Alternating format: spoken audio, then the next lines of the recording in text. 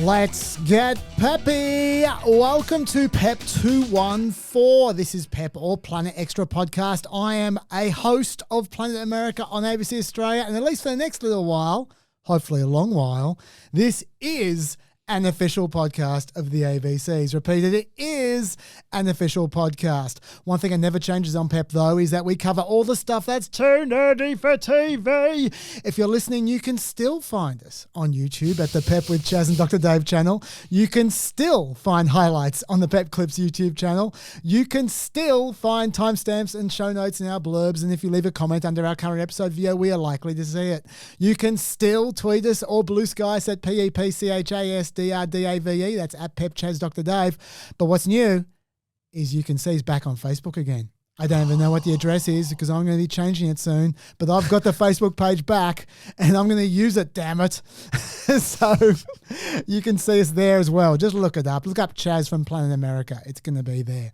If you want to chat to some fellow Peppers, you can still join our Discord server. It's on the screen now or in the blurb of the podcast. If you want to contact me or Lockie the Lucky privately, why not email us? The address is producer@pepthepodcast.com. That address again is producer@pepthepodcast.com. But for now, let's turn to the man who now belongs kind of to two institutions. Do you speak now not just not for the University of Sydney, but also not for the ABC, though? Absolutely right. So I am David Smith. I'm an associate professor at the United States Studies Centre at the University of Sydney, but I don't speak for either of those institutions. I only speak for myself on PEP. Now, there is a bit of a caveat to that today, though, which is I am going to be asking you some trivia questions which are being used at a US Studies Centre trivia event tonight. So tonight when we're recording on Thursday. Yeah, Thursday night. So I'm not ruining the trivia for anyone, but I just want to emphasize that a trivia question is not an official position on something. Okay. So, yes, these are kind of official US Studies Centre trivia questions. No, they are not the US Studies Centre's position on anything. Fair enough. Now, I'll just do I haven't prepared this, but just a few thoughts about the fact we are in a different place now.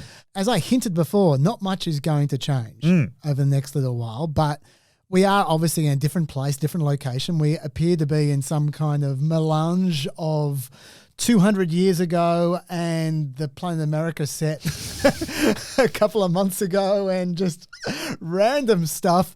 We'll just keep on adding stuff there. But one little bit which has certainly carried on from our previous lodgings is the hourglass, which is up on top of the TV there. And also Neil's seat cushions that he sent us. So very much come in handy. Very comfortable. Look, what I would say about the set is Planet Extra Podcast, PEP, has always been maximalist. Yes. Like, that is the only way of describing it.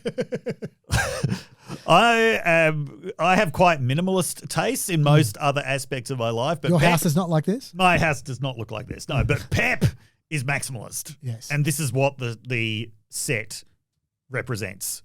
And we will be adding more to this. We will be. In the same way that the times that we did for PEP kept getting longer and longer. Now, we can't do that anymore. No, 3-hour limit. That is the major difference. 3-hour limit. But to compensate for that, we are just going to be adding more and more stuff to the set. Certainly not a 3-prop limit. But No. For the first couple of weeks, there's going to be technical issues, I'm sure. Like the audio is probably terrible, even as we speak. I apologize to Lockie in 12 hours when he's trying to go through this audio. But, sorry, future Lockie. But yeah, there will be errors. We're just going to spend a little time bedding this down. It'll take a couple of weeks. We're not going to be doing any extras for the next little while. We're just going to get the main podcast right, and then we'll start worrying about other stuff. So hopefully this works for you so far. Dave, what are you grateful for? I have a book recommendation. Yes. I have been reading a fantastic book by Amin Maalouf, who's a Lebanese historian. It's from a while ago. I think it's from 1983. It's called The Crusades Through Arab Eyes. Now, I came across this book because when I was in London a few weeks ago, I wandered into a room in the Tate Gallery where this video installation was playing, reenacting the Crusades with marionettes. Now, that might sound a little bit Team America World Police, but I was just hooked from the moment I sat down, utterly compelled by the sight of this Pope marionette in a darkened room giving a speech in classical Arabic calling the Franks to war against the infidels. So I hunted down the book that this quite remarkable piece of art was based on. And The Crusades through Arab Eyes, I would recommend it to anybody who likes the kind of fantasy novels that are full of political intrigue, right? Things like Game of Thrones. Right. Because this is one of these books that shows that the wildest fantasies are never any match when it comes to reality for political intrigue. Because the whole way that this book is told, based on accounts of classical Arabic historians, is it's basically about political discord within the Muslim world. It's about the ways that Arab and Turkish rulers were just constantly screwing each other over as the Crusades were happening. And there are so many rulers in this book, princes, kings, sultans, caliphs. None of them last for more than about 1.5 pages. Like, wow. You really start to keep a tally at some point of the different ways in which these people die at the hands of betrayers. So it is a completely awesome book. It's a bit old, so I needed to get it online, or you can probably find it in a library. But yeah, highly recommend The Crusades through Arab Eyes. Dave is grateful for death from the sounds of things. Are you recommending it for the book list? I am recommending it for the book list. There you go. Yes. If you want to know the rest of the books, just look in the blurb. They're right there. We're recording this at 1 o'clock in the afternoon. For those who know when we normally... Sorry, 2 o'clock. For those who know when we normally record, that's very early. So... Every single week I say how unprepared I am. I'm even more unprepared this time. But one of the things I didn't prepare was my grateful. I mean, I knew I was going to do, but I didn't write it. So let me just say, I'm going to make this brief. We've only got 3 hours. Only on PEP is that a short period of time. I'm grateful for J. Michael Luttig, who is a conservative jurist, a conservative judge who retired not when he was 95, like most of these judges do.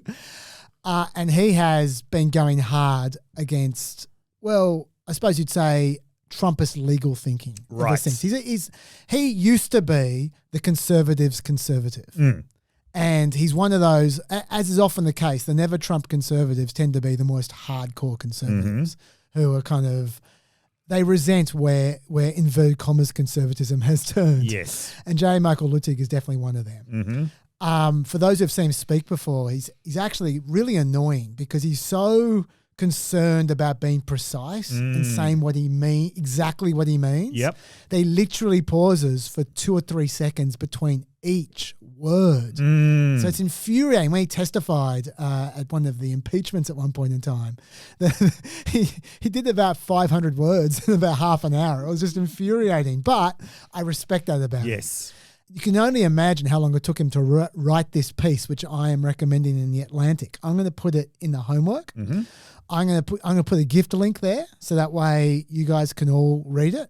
And basically, people often ask me to do a compendium of the highlights of the lawlessness of the Trump administration because they know that I'm a completist and they know I'm obsessed with the law. Yep. And what I say is I don't have the time to do that. That would just take forever. Yes. Well, J. Michael Luttig has done it for you. Okay, yes. Yeah, he's written a very long piece, which if he spoke it would probably take several days and nights. But it's the Cannot complete wait to read it. list. Thank you for doing our homework for us. Yes, thank you, J. Your Michael quip Luttig. about jurist retirement ages brings me to the first trivia question. Oh, yes. Which of these 3 institutions has the highest average age of membership? Is it A, the House of Representatives? Yes. B, the Senate? Yes. C, the Supreme Court? Okay, well, definitely not the House. The House is definitely the youngest. All right, so it's between the Senate and the Supreme Court. So this is interesting. It's interesting because there are 3 relatively young judges. So,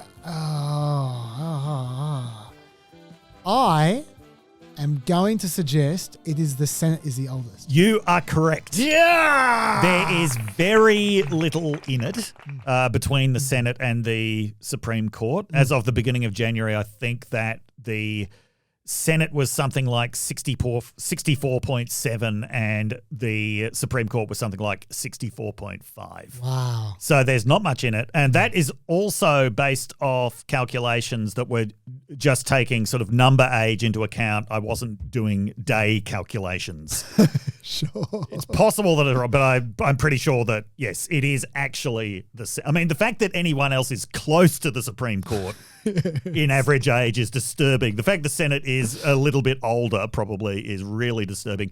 And yes, if you were wondering, the House of Representatives the average age is 57.5. Oh, you should have asked me to guess. I would have guessed 56, and then I would have gotten even more credit. But that's okay. Dave, while you're running hot with the questions, and I'm really liking the Dave of the Century style quiz show. Yeah. We should have got a sting for you. It doesn't matter. No one try and make a sting for Dave's quiz questions, because it's only today, so it'll be a waste of your time. Dave, while you're running hot, keep going on Harvard. Which is the topic I'm least prepared for, by the way. So you're going to be carrying this one. Okay, so this week has seen a significant escalation of Trump's war against Harvard, which is part of a broader war against higher education. But Harvard has this particular significance in this battle. Now, what is this significance? Is it the most left-wing institution in America? No, not by any means. It's the most famous. Harvard is older than the United States itself. Harvard was founded in 1636. That makes it not just the oldest university in the United States, it's actually the oldest corporation in the United States. And just bear in mind, this is an institution that has outlasted just about every other institution that has ever existed in the United States.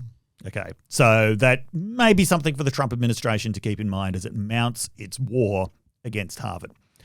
Harvard has long been this sort of shorthand for the enemy among certain sections of the right.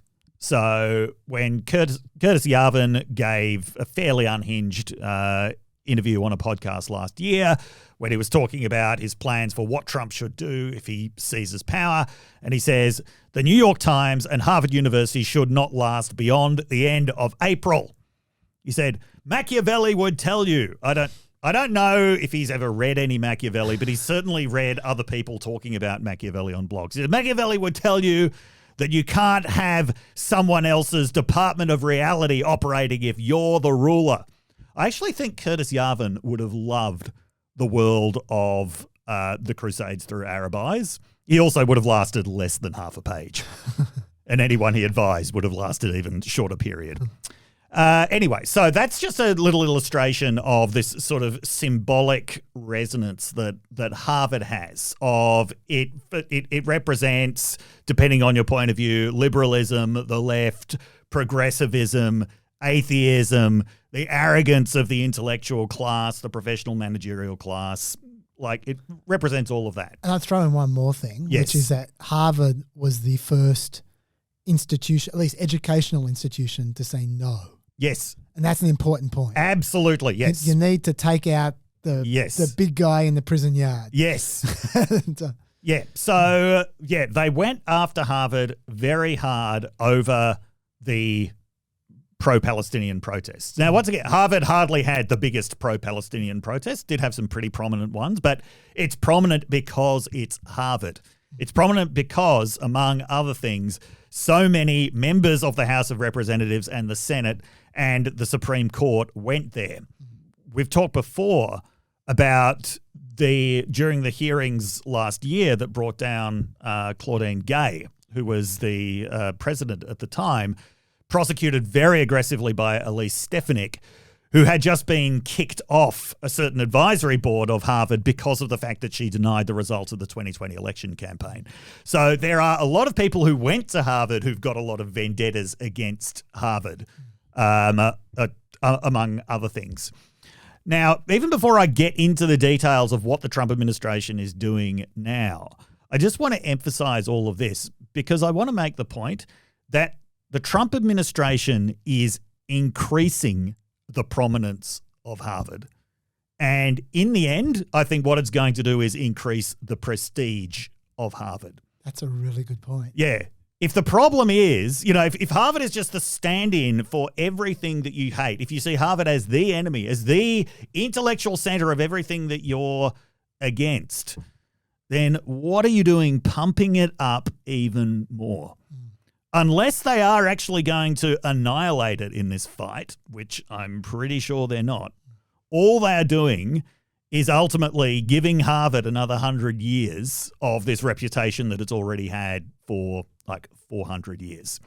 Now, I certainly side with Harvard against the Trump administration. That's going to be very clear.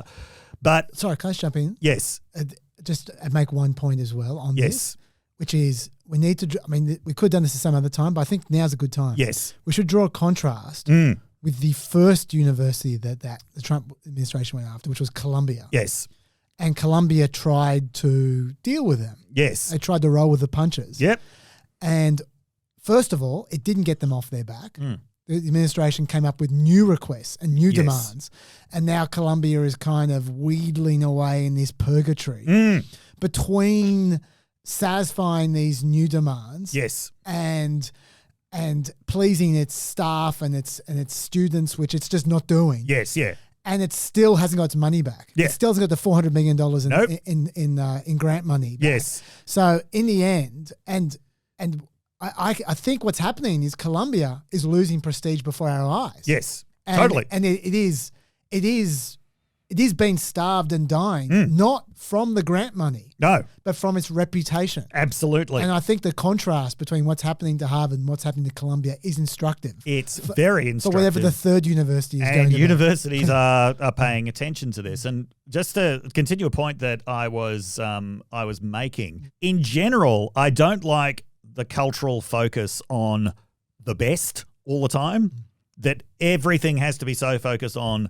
number one, like who is the absolute best in the field. That's all we care about. I think there's actually something quite pathological going on in university admissions in the United States, where everyone is like of the elite is so focused on getting into Harvard that always ends up becoming the focus of everybody's complaints about things like affirmative action. It's like, seriously, if you don't get into Harvard, there are other pretty good places, that you can go. But in general, it's this sort of cultural obsession where you have to be focused on number one all the time that I think is quite unhealthy. So I'm really conscious of that dynamic here. Nonetheless, I really definitely do side with Harvard in this dispute. I say this as somebody with absolutely no personal ties to Harvard whatsoever. I've never even been on the campus of Harvard University. But as somebody who went to another major American university, which is the University of Michigan, Harvard is obviously a pretty significant reference point. Like 3 of my dissertation advisors went to Harvard.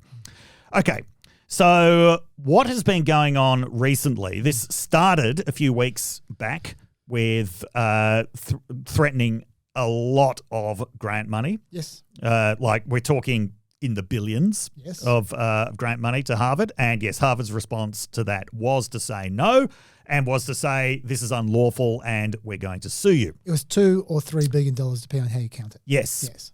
I think what was happening by that point was the administration could already see that grant money, as powerful as a tool as it could be, when you're fighting this war of high visibility against the higher education enemy, the impact of that had already worn off.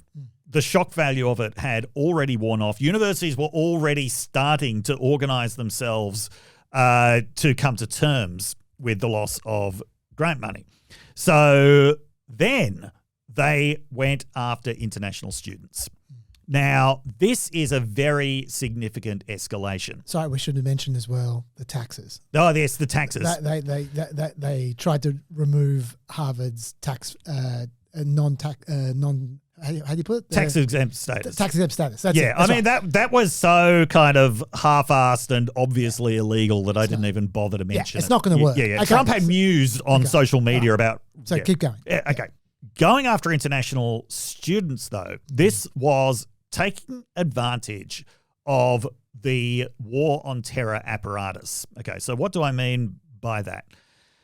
Ever since 9/11, like it was not long after 9/11, there was a system put in place called SEVIS, which is Student and Exchange Visitor Information System. Okay, so this is put in place in 2002 so that the government has a constantly updating database of every international student in the country.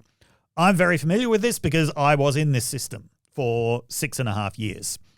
And one of the key things about this system is, so it's administered by ICE, and universities have the responsibility of basically acting as the enforcement arm or as part of the enforcement arm of ICE. So when I turned up to the University of Michigan campus, the first thing I had to do was to have an interview with their CVIS person who was checking all of my details. They keep track of details like if your area of study changes, that has to be registered. If your address changes, that has to be registered. I mean, along with obvious things like if you commit a crime, which would put your student visa status in jeopardy, that would have to be registered. Now, this is separate from the system of student visas, okay? And I'll get to that in a second. Student visas are administered by the State Department, okay? So this is all administered by ICE. Yeah. Now, the reason why I say this is part of the war on terror apparatus is quite obviously this is a post 9/11 thing.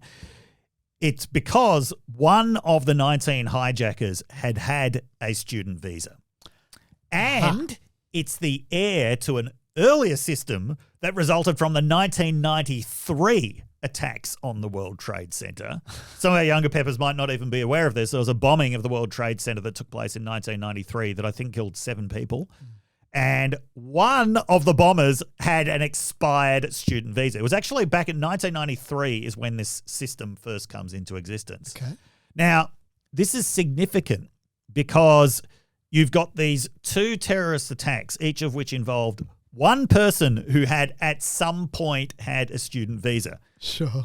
And because, let's face it, there's a limited number of things that the state can actually do to prevent terrorist attacks, they needed to be showing everyone that they were doing as much as possible. So one of the things is, let's put every international student into this database.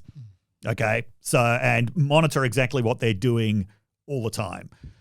I need not even tell you that the number of international students who are involved in terrorist attacks in the United States is a very, very low percentage. Yes. Very, very low percentage. But because of the position that international students are in, it's a lot easier to monitor them than it is to monitor other people who could be potentially in a terrorist pool. Okay. You know what would make it a lot easier to monitor people who are in the potential terrorist pool?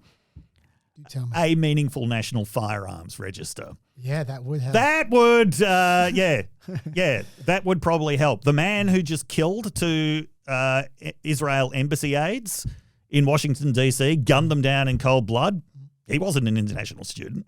No, he wasn't. He was born in Chicago. He was radicalized by the fact that his father went to the Iraq War and he saw his own father as, as an imperialist murderer. So, yeah, the role of international students, not just in terrorism, but also in campus protests, is massively, massively overblown. Like, yes, there are international students involved in some of these campus protests, including international students from the parts of the world that are actually affected by the issues that they're protesting about. Once again, the majority of these people, though, are Americans who have, been energized for various reasons around this cause. So the focus on international students, it's made possible by the war on terror. It's a total red herring, in my view, when it comes to both terrorism and anti-Semitic protests. They haven't even pretended to use it for terrorism purposes. No. If you look at the questions that Christy Noem was asking about. Yes, yeah. Like she asked in the letter a month ago, asked that the university provide relevant information regarding any illegal, dangerous or violent activity in which, to Harvard's knowledge, student visa holders had engaged.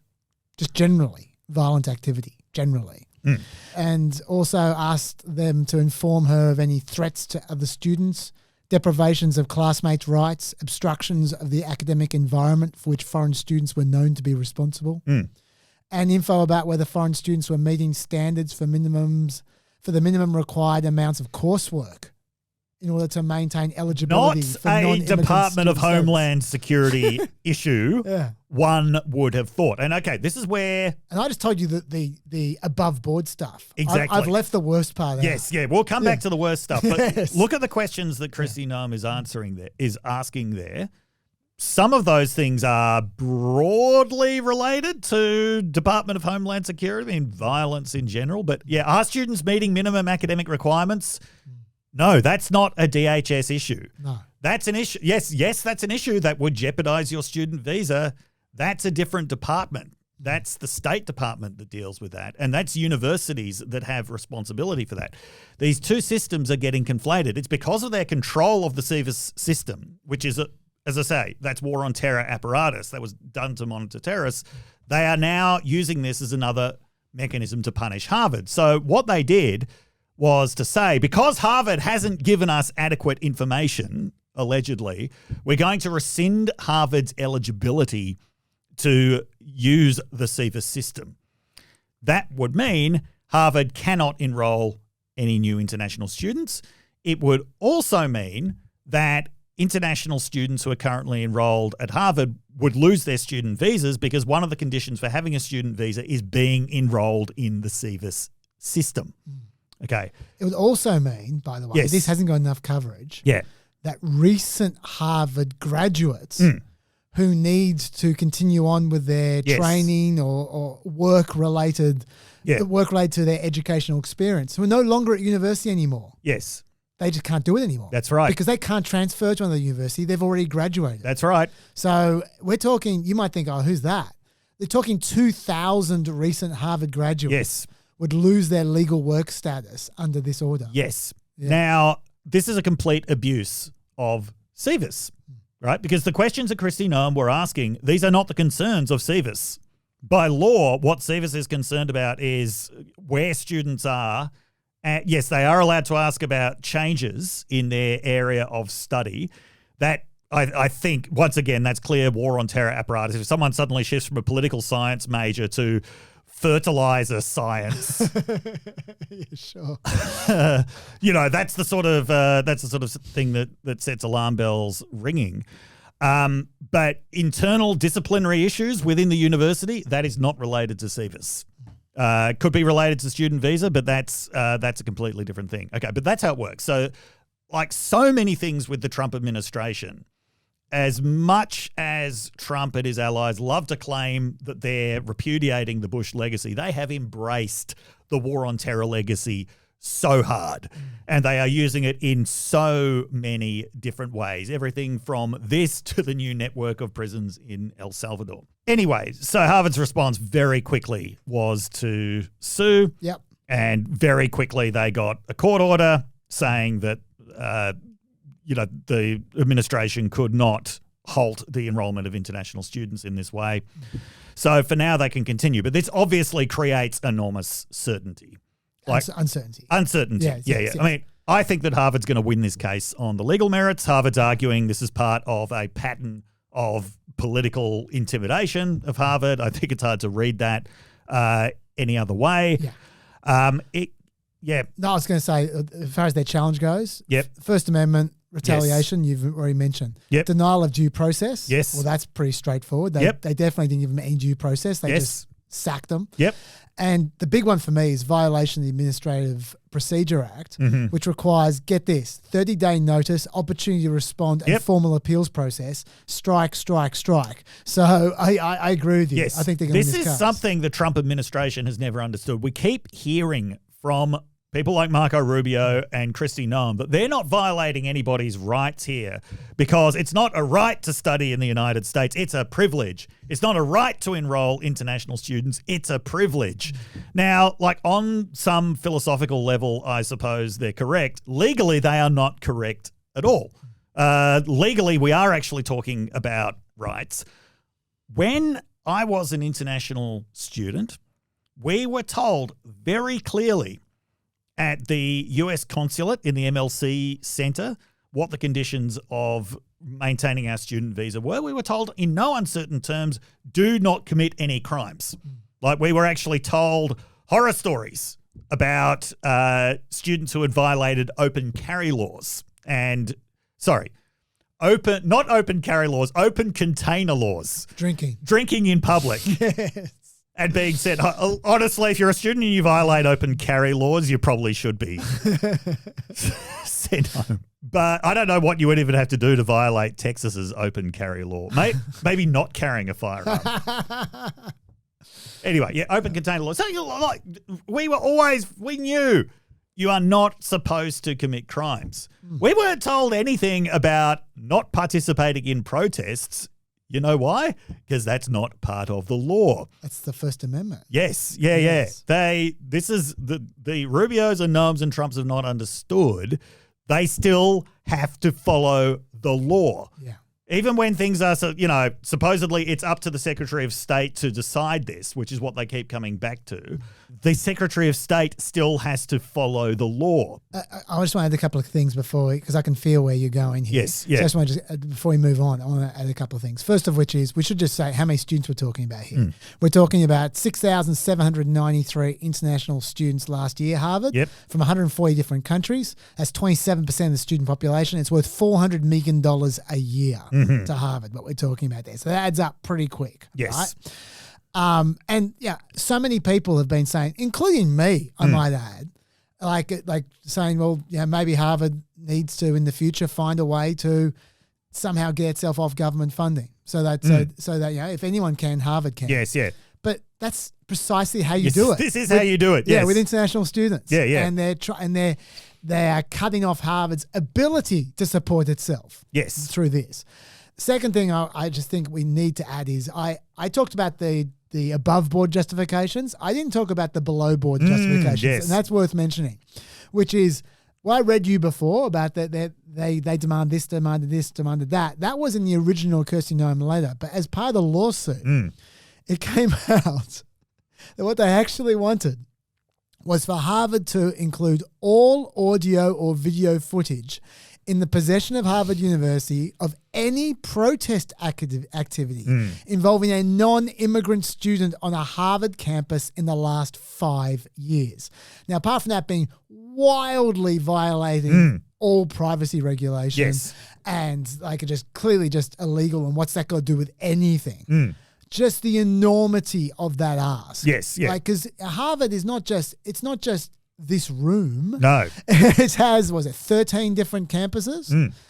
It's you're talking a lot of students on a lot of campuses. How do they know when it's immigrant versus non-immigrants versus how do they know these things? That is a mammoth task. And they were given 10 days to dredge all this up. Yeah, that was in the original letter. Yeah. And when Harvard didn't, that's when they said, okay, we're cutting you off from the SEVA system. Yeah. And then Kristi Noem was like, unless you can hand over that within 72 hours. Yeah, which is even worse. Yeah. Then on top of that, we should also note that this, by cutting off all, their ostensible reasoning here was that they were trying to protect Jewish students. Yeah. But they're obviously cutting off Israeli students as well. They are.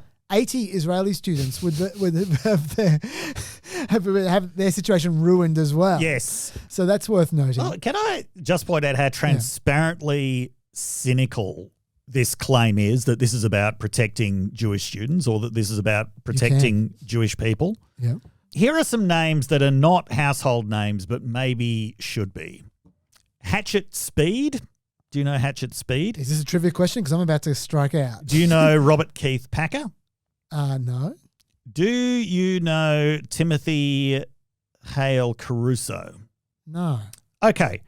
These are all people who were, the first two were pardoned outright. The second was granted clemency as part of Trump's sweeping release of the January 6th hostages. Okay.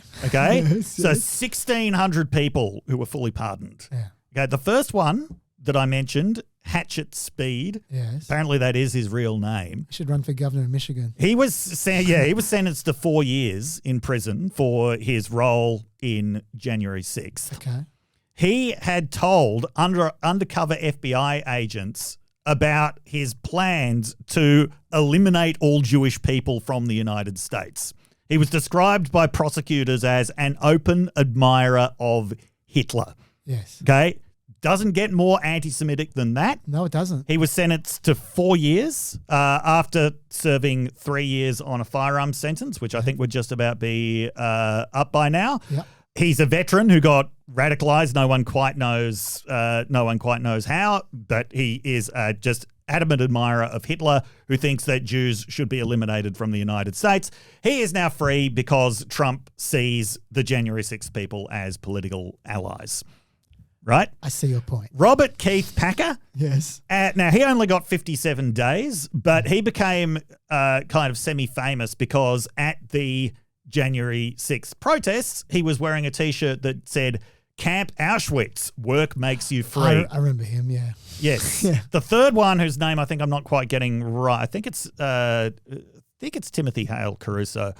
He's a guy who wears a Hitler moustache. Oh, that guy. I know that guy, yeah. Yeah, they still wears... He's mates with Eagle Ed Martin Jr. Yeah. And says that Hitler didn't go far enough. Yeah. Now, if you're interested in protecting Jewish people in general, if you're interested in doing something about the problem of rising anti-Semitism and anti-Semitic violence, you probably don't release rabid anti-Semites with track records of violence who were sentenced in one case to a very lengthy prison term back onto the streets. Making a good point. Okay. So I find this idea, this is even before we, leaving the Elon Musk Nazi salutes and everything aside, leaving aside the great replacement discourse, which has very anti-Semitic origins and still means very anti-Semitic things to a lot of people, including the guy who carried out the Tree of Life synagogue massacre in Pittsburgh 10 years ago. Leaving aside all of this, the Trump administration just is putting violent anti-Semites back on the streets because it considers them to be political allies.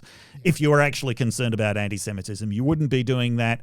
And certainly the way that pro-Palestinian protests have been used is just so incredibly cynical that I don't know who is buying it.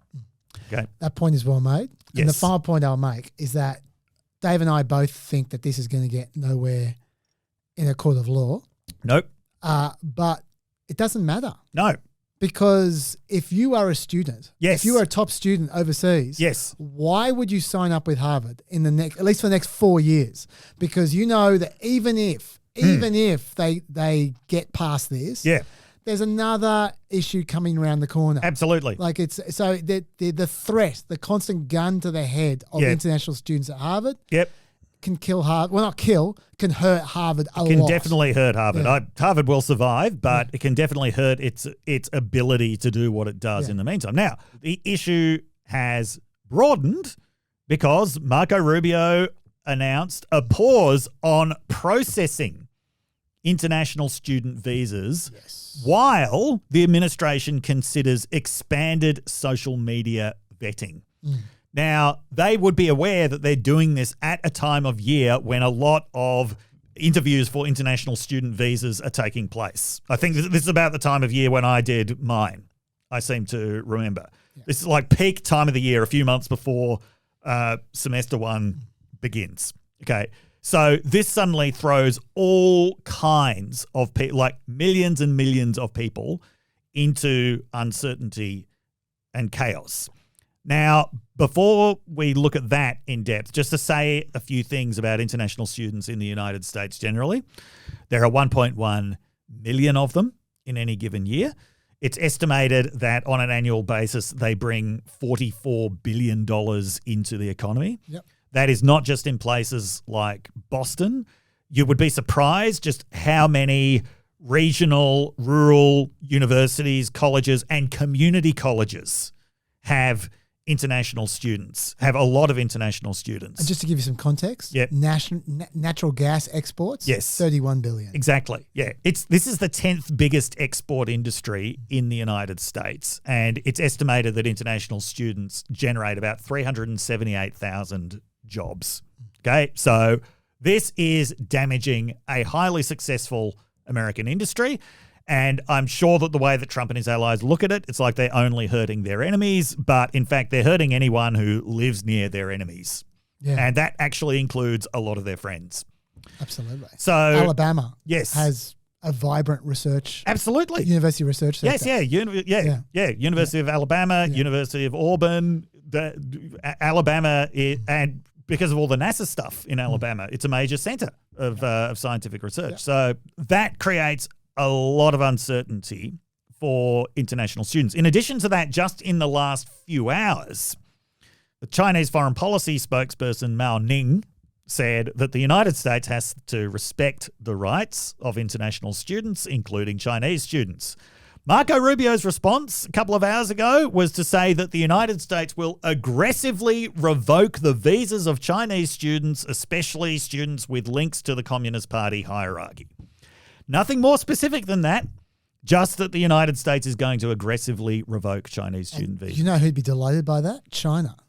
There would be sections of the Chinese leadership who would be delighted for that. Like China spent the last 10 years trying to get the students to stay in China. Yeah, certainly Chinese students who study in the United States, they build connections with the United States, which are very important in all kinds of ways. But one of those connections is they become a lot fonder of the United States. They become a lot more pro-American. Yeah, I was going to say, most people don't realize this, Yeah. but there's only a third as many student visas for Chinese people now Yes. than there were in 2015. Yes, yeah. And it's not because America has stopped them. No. It's because less Chinese have come over. Yes, yeah. Yeah. Yeah, but I mean, the Chinese-American student pipeline has been incredibly important historically, and it sounds like Rubio is threatening that altogether. Now, obviously, the thing about international students is it's an international marketplace and they have options.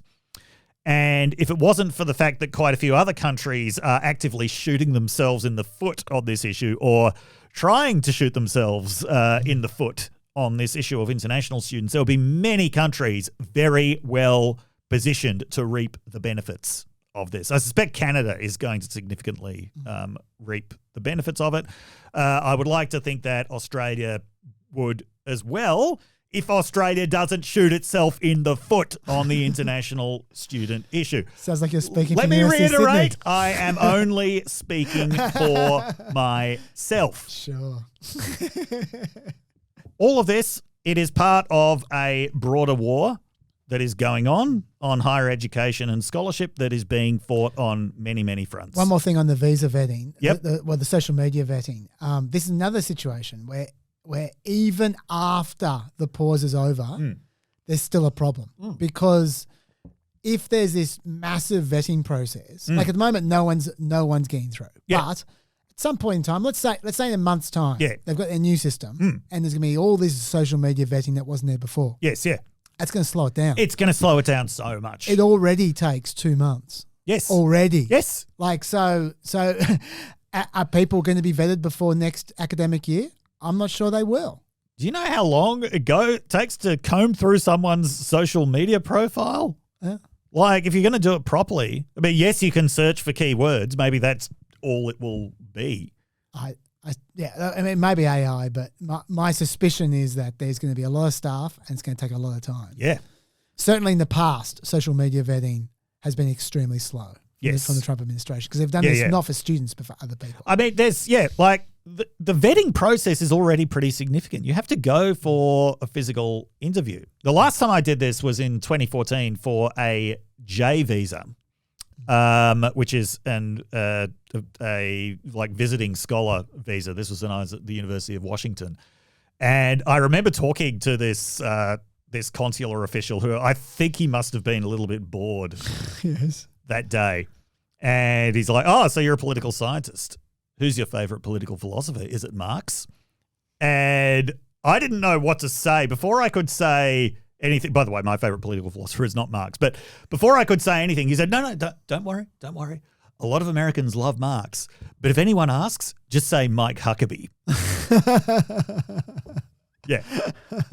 Which I thought was very funny. He's my favorite political philosopher. And I was certainly having a much better time of it than the interview that I could hear going on at the next cubicle, which was this Iranian guy who they were saying, you can't come to the United States because if you're Iranian, then you fought in the Iranian military and we consider that to be a terrorist organization. Dude. Yeah. You're talking to a guy Yes. who's been to America after Yeah. I was dressed as Osama bin Laden trying to infiltrate the APEC summit. Yes. I know about lengthy interviews to get into America. But this poor Iranian guy, though. Yes. So he said, no, I didn't serve in the Iranian military. I refused to serve. And they said, well, in that case, you've violated Iranian law. You're a draft dodger. Oh, my God. We can't let you in because you've committed a criminal offence. Oh, that's dickheadry. There. So what I'm saying is it's not like the vetting process is lax at the moment. And adding this layer of social media, people are going to make very quick choices based on what are my chances of actually getting through? What's the level of risk involved? I should add at this point, because I'm just looking at the clock, just very quickly, that the Harvard punishments don't end there, by the way. No. There's also, Trump's now saying he's going to give, he's musing on Twitter and Truth Social about giving $3 billion of Harvard's grant money to trade schools across America. The GSA has instructed all federal agencies to remove Harvard from any contracts, federal contracts, which are worth about $100 million. Yeah. And they say, we recommend your agency terminate for convenience each contract that it determines has failed to meet standards and transition to a new vendor. Yeah. Those contracts that could be better serviced by an alternative counterparty. Going forward, we also encourage your agency to seek alternative vendors for future services where you had previously considered Harvard. So that is also going on as well. But I understand your point that they're now hurting all universities, not just Harvard. As I said, what they're doing in the long term is ultimately contributing to the prestige of Harvard, because Harvard will be the university that didn't back down, that was so important that the administration poured all of these resources into a fight with it that they were always going to lose. One more thing, which almost no one has mentioned. There's an endowment tax in the big, beautiful bill worth 21%. Yes. Of what you make per year in your endowment, if you have a large enough endowment. I don't know what the number is, but I bet Harvard get there. Yeah, Harvard will get there. So very it used to easily. be 3%. It's been increased to it used to be 1.4%. It's now up to 21%, the maximum. So that's going to hit them as well. They're hitting them from every angle they possibly can. Yeah. Sorry, do you have anything else to say on this topic? The only other things that I would say are it's not just against universities themselves that this war is being waged. Today, RFK Jr. declared that he didn't want scientists publishing in top medical journals anymore. That US government scientists would instead publish in these in-house journals because, in his words, the Lancet, the New England Journal of Medicine, and the Journal of American JAMA, I can't remember what that stands for. He said, they're all corrupt. Okay. Right. So, these are the most read academic journals in the world. And highly trusted, among other things. But no, according to RFK Jr., who, let's remember, his expertise is in environmental law, as well as, falcon hunting. No, they're all corrupt. Yeah. So anyway, it is being waged on many dimensions. Just a final thing about this is going back to the thing that began it all, which was the detention of Mahmoud Khalil. Yes. So a federal judge has ruled that the original justification for his detention was likely unconstitutional. So remember, this is the idea that the State Department asserted it can remove anybody that it sees as prejudicial to US foreign policy. Yep. The judge said, they're just because you have the power to do that, it doesn't mean that you can just take these decisions willy-nilly with no basis to them, which is what they did in the case of Mahmoud Khalil. Now, he is not free yet because of the fact that they then came in with a second justification, which was he hadn't been honest with the State Department about all of his activities prior to becoming a student. And that might be a tougher issue for him. But the original pretext that will be appealed by the government, but it's likely to stand. I look forward to reading all about that tonight. Stats Nugget. Okay, I got a quickie here for you. The Real-Time Crime Index collects crime data from more than 380 police agencies covering nearly 100 million people. So it's a pretty good index. Yes. Right? It's all mixed up with friend of Planet America, Jeff Asher, who is he's the go-to guy on crime. Yep. And he estimates that there were 1,488 murders in the US this year through to March. So first 3 months, it's only early days. It's a substantial sample size. Yes. Compared to an estimated 1,899 murders over the same months last year. That's a decrease of 22% for those keeping track. Yes. And it's across the board. Murder is down in 25 of the 30 cities that reported the most murders in 2023. So this is good news. Yes. Not just murder, violent crime down by 11%. Motor vehicle theft down by 26%. Mass shootings are down as well. As of May the 10th, just think of the last time you heard about a mass shooting. As of May the 10th, there have been 4 shootings in America this year in which 4 or more victims died, compared to 11 at the same stage last year. Lowest incident count in the first 4 months of a year since 2006, that is. Now, these figures, the murder figures in particular, they're going to be revised many times. Yes, They'll be over the next 2 years. Yep. It's only the first quarter of the year. A lot can change. Summer is murder season in America. Yeah. A lot can change. Okay, so let's not get too excited. But this is continuing a trend that's been in place for a few years now. Yes, it is. In 2023, the murder rate fell by 12%. In 2024, it fell again by about the same amount, although final figures still been revised, so I'm not going to use those figures yet. Let's be conservative. Yep. Let's say that there's a 10% reduction rate this year, even though right now it's 22%. Let's say it's a 10% reduction rate. We've got Jeff Asher's graph there of projections.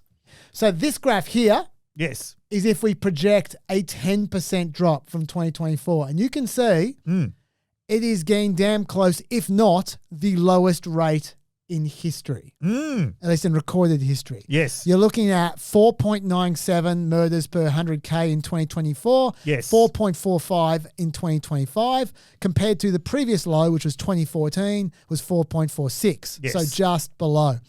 That's a very conservative estimate. If we look at a 15% drop rather than 10% drop, you can see this graph here. Yep.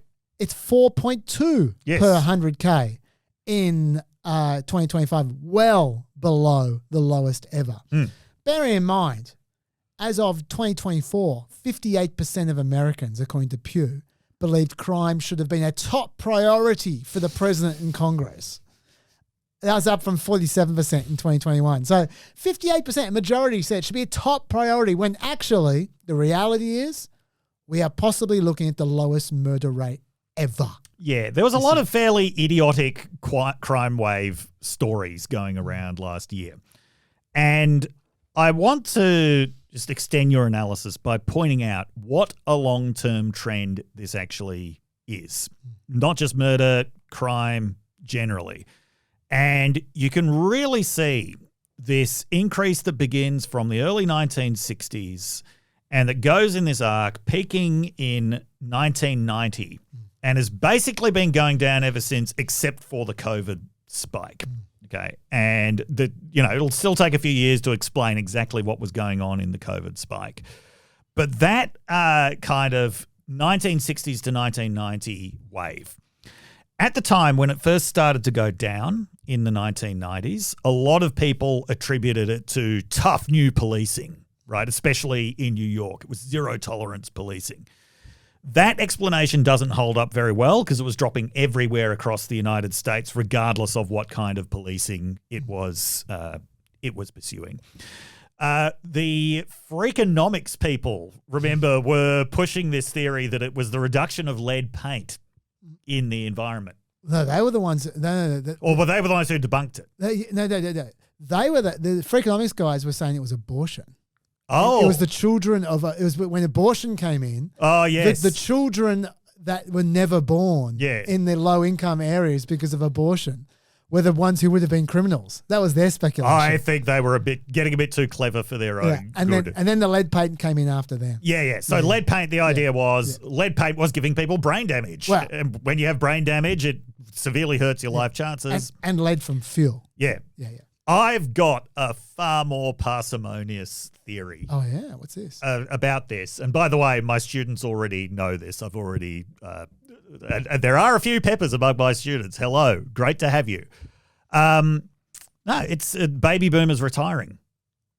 If you look at that, where it begins in the early 60s when the baby boomers are in their early teens. Yeah. It ends when the baby boomers hit about 40, Yeah. which in violent crime terms, that's you're very close to retirement age at 40. If you look at the vast majority of violence that's committed, it's by teenagers and young men.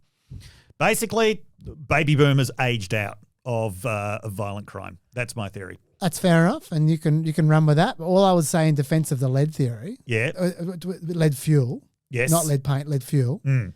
is that if you look around the world, Yep. crime rates have dropped at different times in different places, and it often corresponds. It often corresponds with with about lead. 15 to 20 years after lead is taken out of fuel. Okay.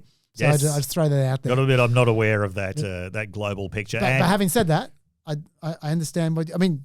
Your argument makes sense as well. The boomer theory. Yeah. Yes. Yeah.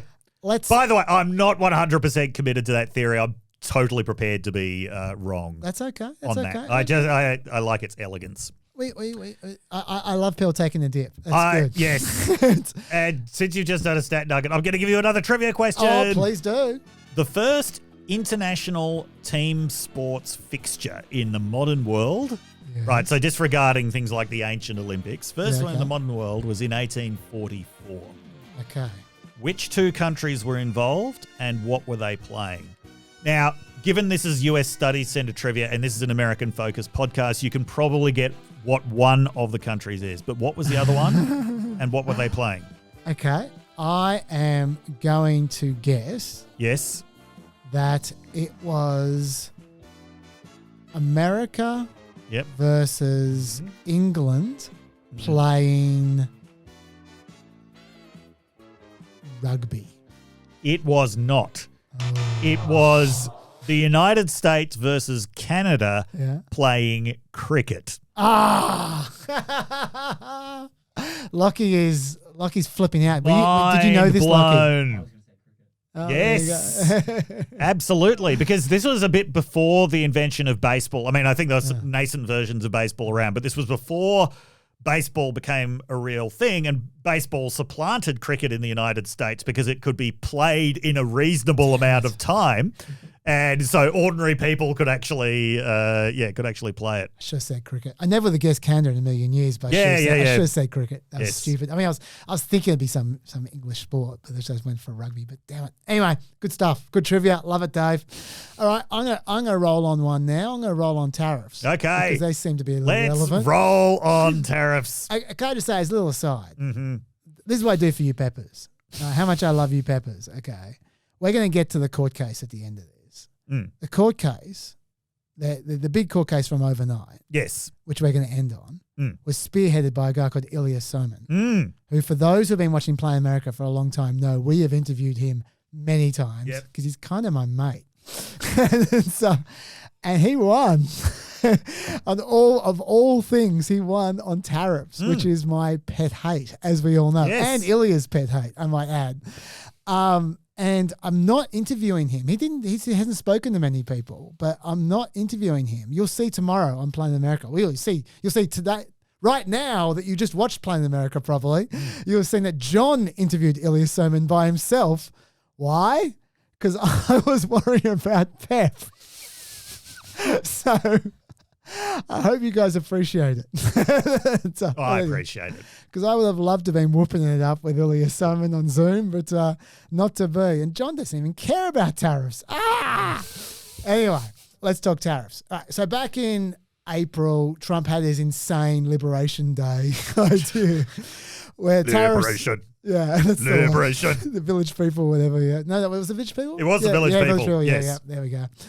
where the tariffs for various countries were set super high. You might recall that. The bond market went troppo, so then Trump returned all the tariffs 10% except for China's. He said they'd stay that way for 90 days. Okay, during that 90 days, the White House suggested they'd be doing heaps of deals. Then on July 9, the countries that he couldn't do deals with, well, then their tariffs might snap right back. That's what he promised. Let me remind you, even setting those tariffs at 10% for everybody except for China and saying China's tariffs at 30%, the lower level, not the original high level, and the auto tariffs and steel tariffs at 25%. Just doing that leaves the average effective tariff rate for America at 14%, which is only just below the infamous Smoot-Hawley tariffs in the 1930s. Remember that. Yes. People forget that. The problem is, since then, it's been about 55 of the 90 days has elapsed. Mm-hmm. We've seen about half a deal with the UK. Let's be generous. Let's call it one deal. It's not. And plenty of countries aren't even trying particularly hard. For a few weeks there, Trump was pretending. There were all kinds of incredible deals going in the background. They're all coming up to us and saying, sir, we want to negotiate. With tears in their eyes. You might recall Lockie and I went to did a whole stage show for you from Time Magazine. I was raced through it quickly without the stupid bits.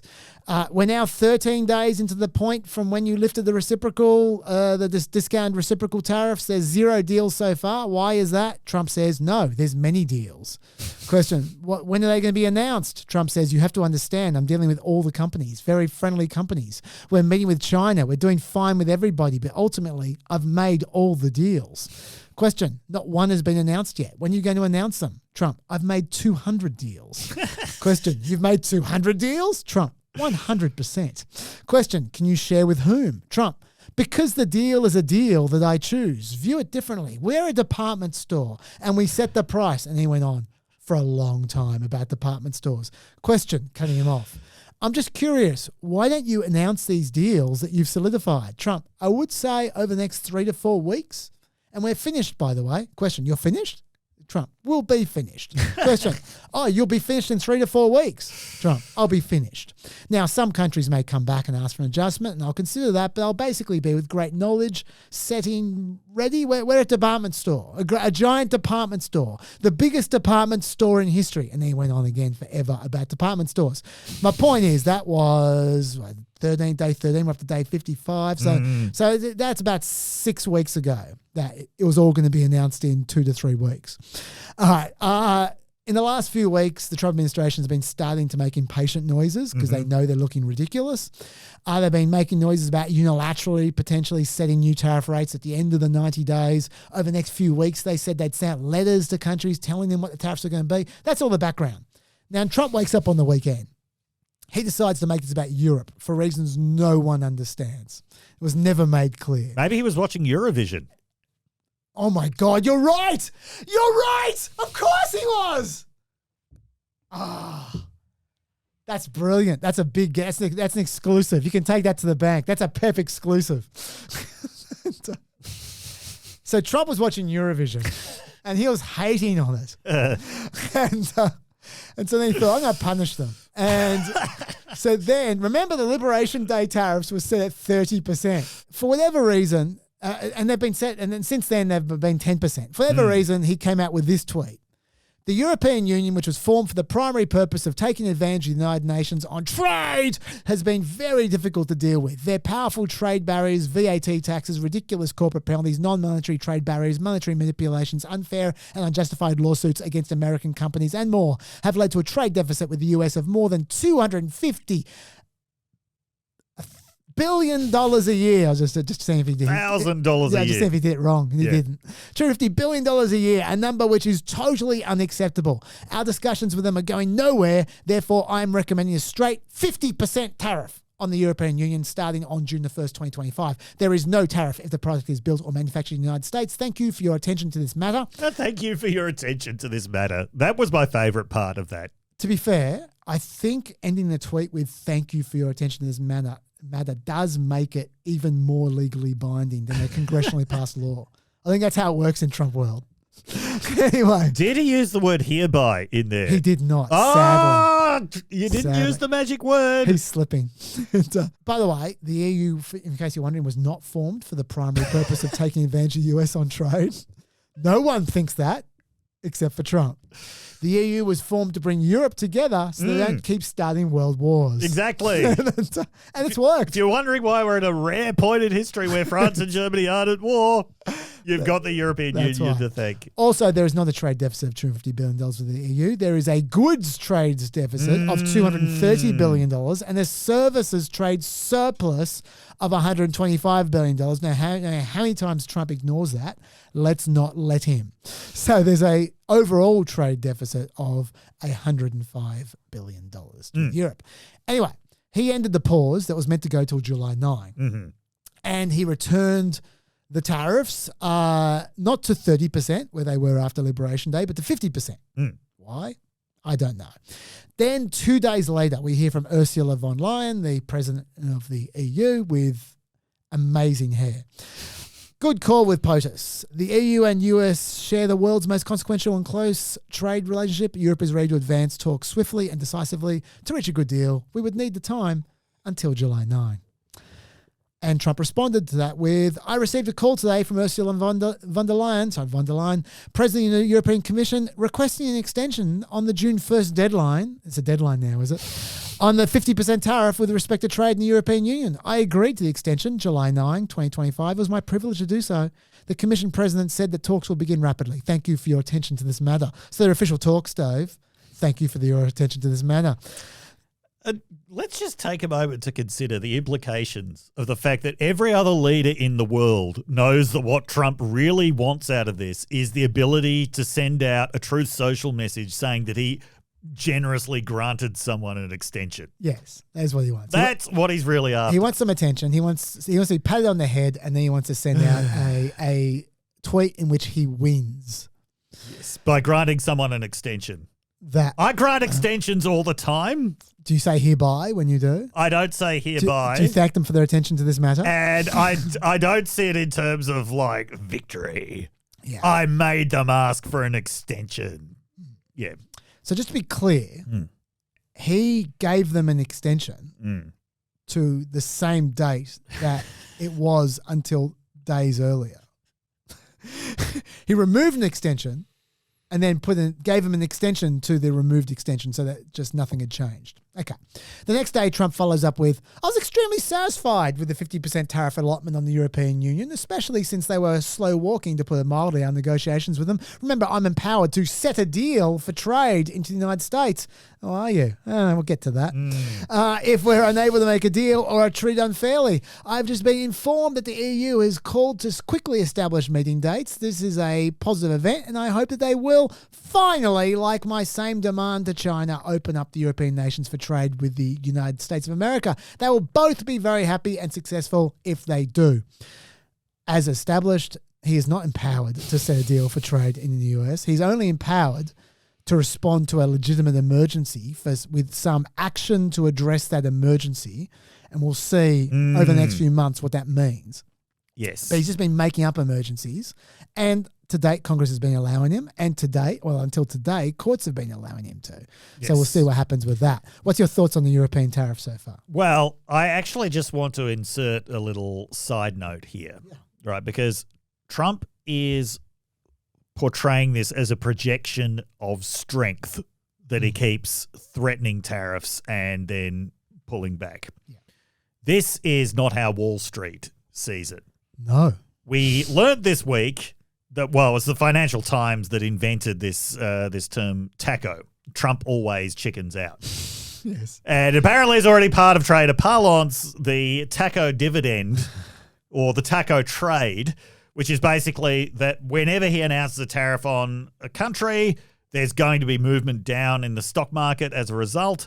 But the idea is there are people who really buy a lot at that point because they know inevitably that he's going to back down and the stock's going to go back up again. He was actually asked about this at a press conference in the last 24 hours.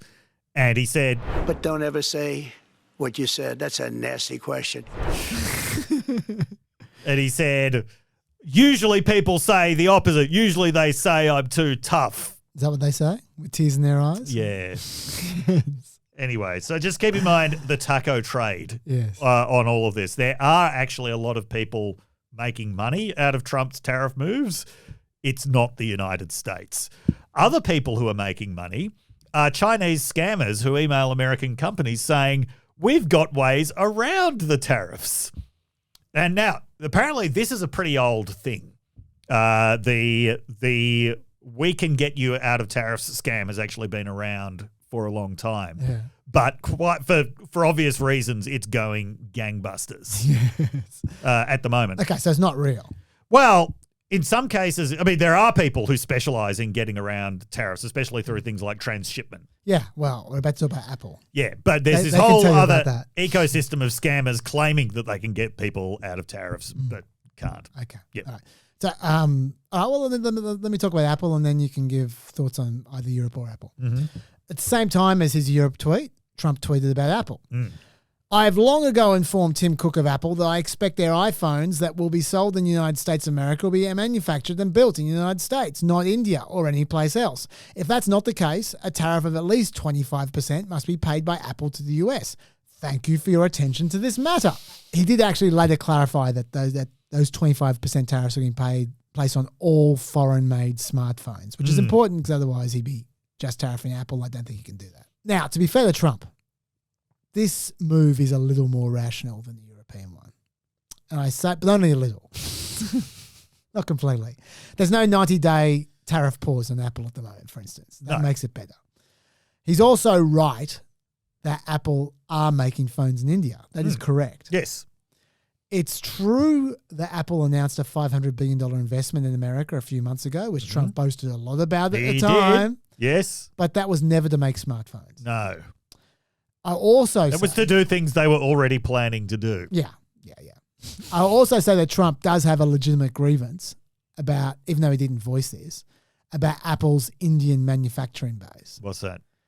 Which is they moved there because earlier policies of Trump's were to discourage companies from using China as a manufacturing base, but they didn't totally move there. Oh. The truth is, India is just where Apple's final assembly, testing, and packaging happens for American products. To my transshipment, there's still an awful lot of American phone manufacturing happening in China. Yes. Where it's much cheaper, even in India. Yes. And they're hoping to minimize, if not eliminate, tariffs entirely with the fiction of supposed Indian manufacture. So Trump, if he made that point, would have a point. Yes. But he didn't make that point. But yeah, I just want to acknowledge that. Personally, I find the packaging of Apple products incredibly annoying. Yeah. Right. I say this as somebody who uses them a lot. I thought you're a big origami fan. I Dave. dread even getting a new thing because of the bullshit packaging. But anyway, that aside. But where he's been super unreasonable is calling for iPhones to be manufactured and built in America. Yes. That is insane. That is really insane. He'll need a lot more than a 25% tariff to provide incentives for people to move to America. This, by the way, is another example of Trump. If he had the patience, if he could imagine something actually happening beyond his presidency or even beyond the end of his life, then maybe he would actually have the concentration to do this. But he wants things that are going to take a very long time.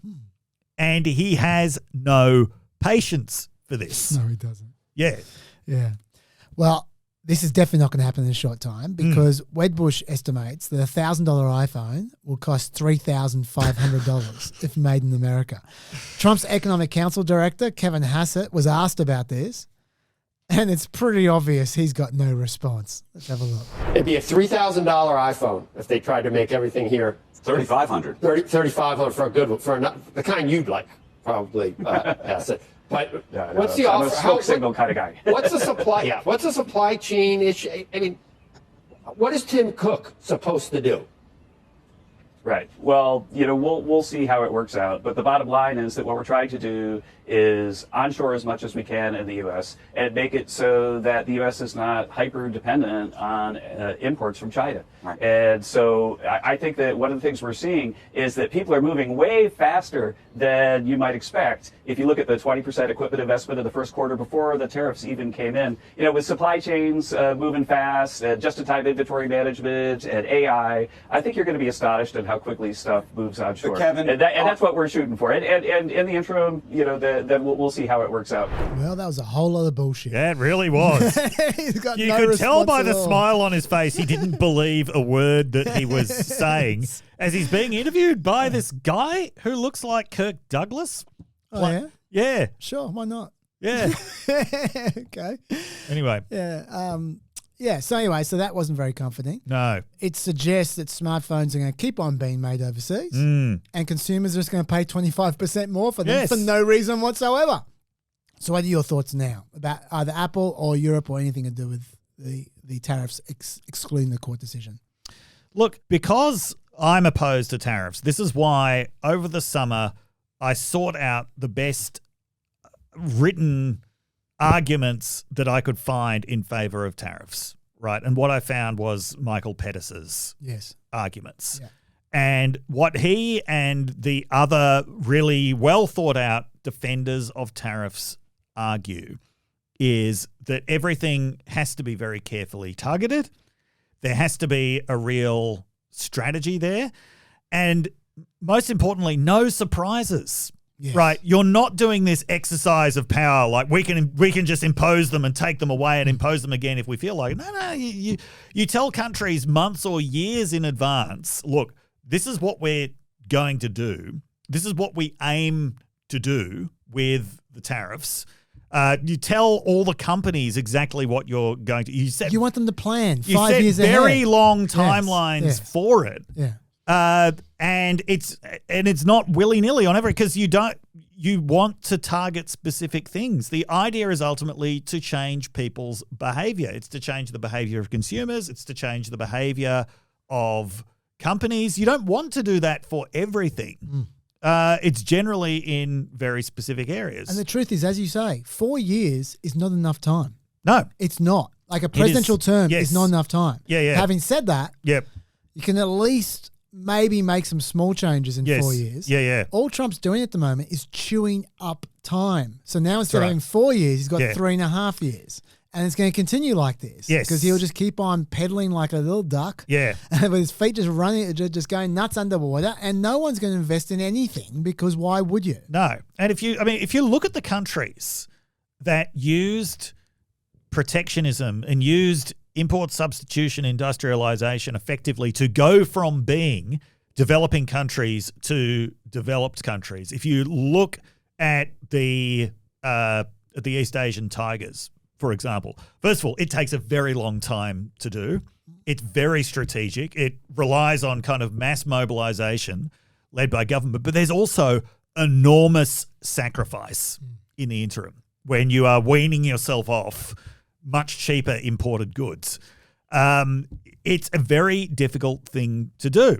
And one of the problems that I always felt with these tariffs, or at least with Trump's approach to it, with this really untargeted kind of blanket approach, was that the American people obviously didn't have the stomach for it, right? You need people on board. You need people to be prepared to pay more.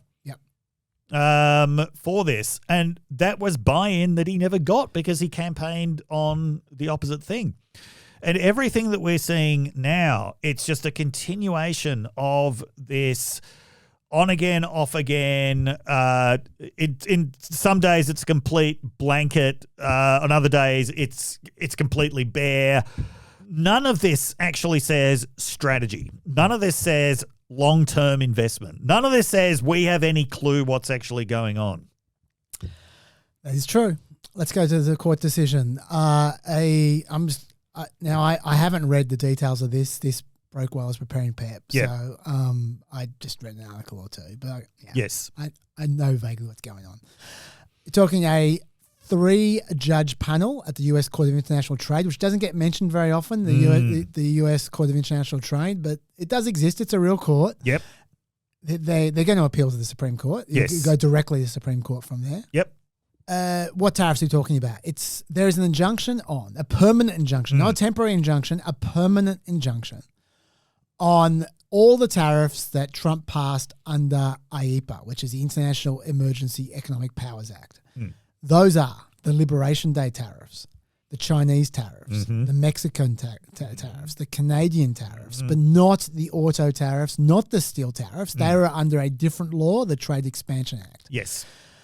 Why is there this injunction? Well, IEEPA gives the president the authority to act in response to unusual and extraordinary threats. Like I said before, he's allowed to respond to an emergency. But the court ruled that the threat he cited was not a real emergency. Now, I cannot process that the court would be so biased and so radical that they would not describe this as a real emergency. I'm going to tell you what the real emergency was, and you'll see that Trump was right and they were so wrong. The emergency was, quote, the national emergency driven by the absence of reciprocity in our bilateral trade relationships. Can you? I mean, that's a 5-alarm fire. Yeah. That's what that is.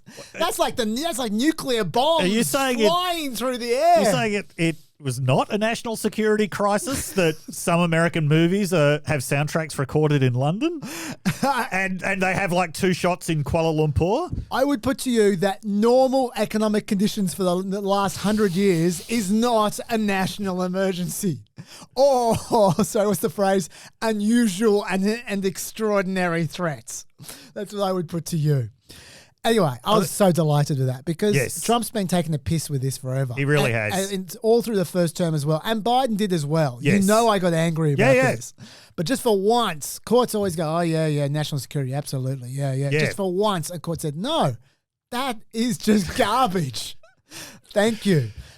Also, they said, but there's actually 2 parts to this. That was the first part. Yes, the second part was, even if this is a real emergency, even if these are unusual and extraordinary threats, the law on IEEPA simply does not say you can use tariffs as a potential action to address those threats. It doesn't mention tariffs at all. Trump just made that up because he thinks tariffs is the way you address everything. The quote from the court: IEEPA does not authorize any of the worldwide retaliatory or trafficking tariff orders. The worldwide and retaliatory tariff orders exceed any authority granted to the president by IEEPA to regulate importation by means of tariffs. The trafficking tariffs fail because they do not deal with the threats set forth in those orders. That's exactly right. Now, it shouldn't come to a surprise to anyone listening to PEP that for example, tariffs against Canada were not actually addressing the fentanyl crisis. Yeah, it was like single digits of kilos coming over from Canada per year. Yeah. And it's one of these things, it's like it was such obvious bullshit.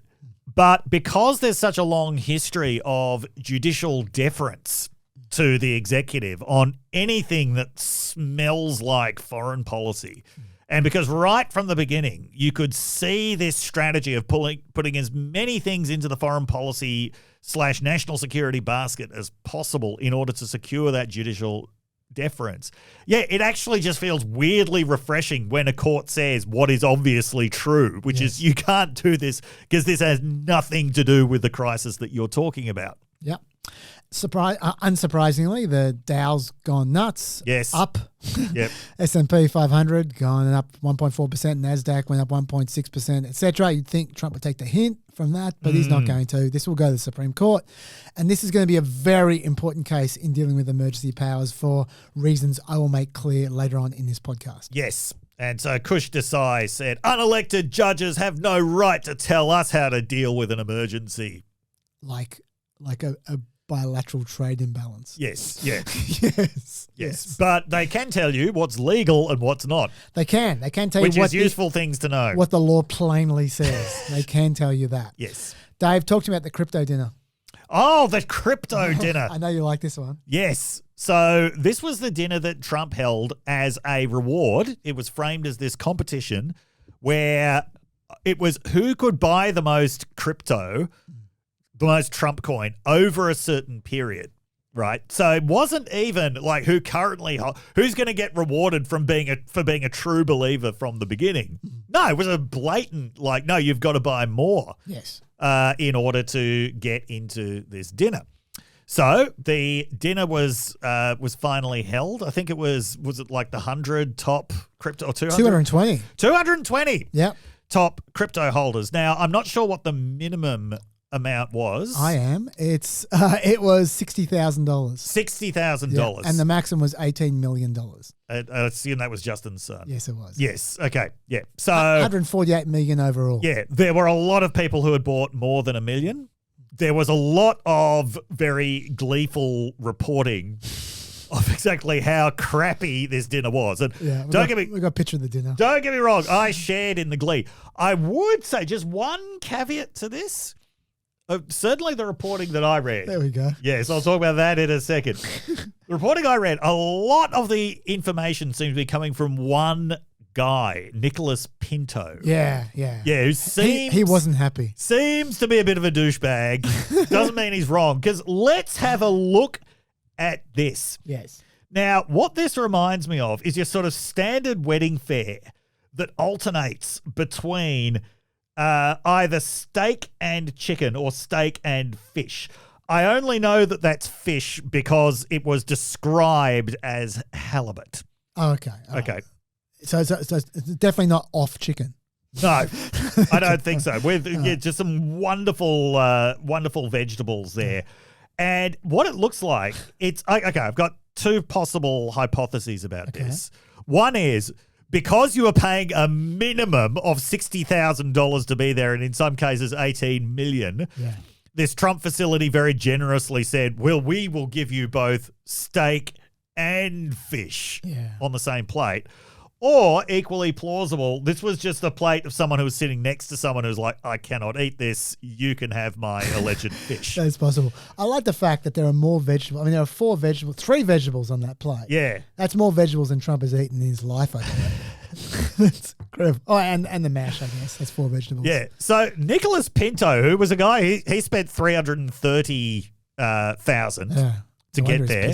Yeah, he actually spray painted "Hold Trump Coin" onto one of his cars, although not the one that he arrived in. He apparently showed up in his dad's Lamborghini. Okay. Yeah, he was very pissed off. He said that there were only 2 things that were offered to drink: water or Trump's wine. And because he didn't drink, he only got water, and they didn't even refill his glass.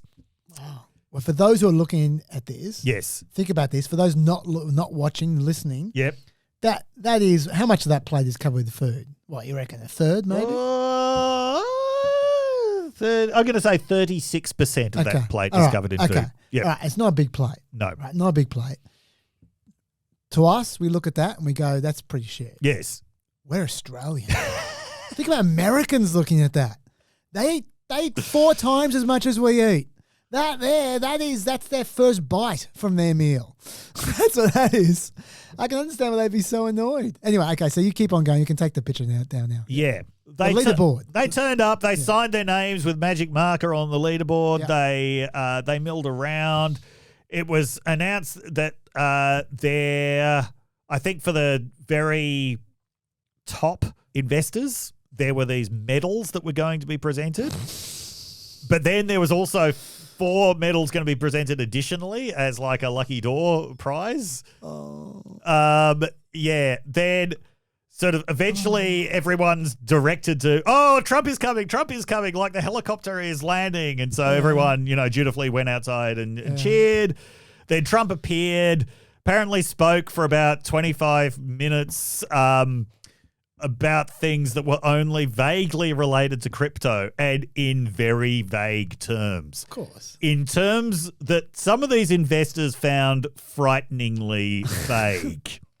Things like, hey, this crypto thing, it's the future. Well, you guys know, obviously, you're part of it. I'm paraphrasing there, but that's pretty much the level that it was on. And don't forget, a lot of people were buying their way into this dinner because they thought that they were going to talk to Trump about crypto regulation. Yes. Right? Apparently no one got to talk to Trump. There was a more exclusive reception for the Justin sons, but that was not most of the people there. That was a different time. Trump didn't even stick around to hand out these medals. Imagine getting one of those medals. To the Just for being lucky. Yeah. To the top investors. Like, somebody else did. Yeah. Yeah. So, look, this is one of these things that it falls into the category of obviously corrupt, but so incredibly pathetic at the same time that no one, I mean, there are people demanding names of the people who were there. The reporting did specify one of them was Lamar Odom, who used to play for the Los Angeles Lakers. He's promoting his own coin. Yeah, he's promoting his own coin. And he would have been the most recognizable person there. Like, it wasn't what you would call an A-list dinner generally. Yeah. And people were working hard to try and work out who these people were. The press were drilling Caroline Levitt about it. This is what she had to say. On the president's dinner tonight, will the White House commit to making a list of the attendees public so people can see who's paying for that kind of access to the president? Well, as you know, Gareth, this question has been raised with the president. I have also addressed the dinner tonight. The president is attending it in his personal time. It is not a White House dinner. It's not taking place here at the White House. But certainly I can raise that question and try to get you an answer for it. She never got back to them. But the thing is, this can only be described as a corruption scam. Trump's promising access in return for money, and then he just doesn't give access. That's what I was going to say. I find this actually very comforting. It's lovely. It's lovely that these people got ripped off for trying to get access. Especially, who would have thought they get ripped off by Trump? I tell you the one who I'm happy, I really hope he didn't get any access. The one who I really, really hope never got to speak to Trump. Yeah. The guy who's walking around with a giant pixelated sort of robotic bunny kind of helmet, like he's in Minecraft. That guy there who was so determined for people to not see his face that he came dressed up like a complete douchebag. I really hope that this dude never got to speak to Trump. Yes. That would make me very happy. Anyway, so the overall lesson from this is the lesson that people have been learning for nearly 50 years now. Don't give money to Trump in exchange for something because he's not going to give it to you. It's kind of like Robin Hood, except for all the peasants in Nottingham are Trump's family.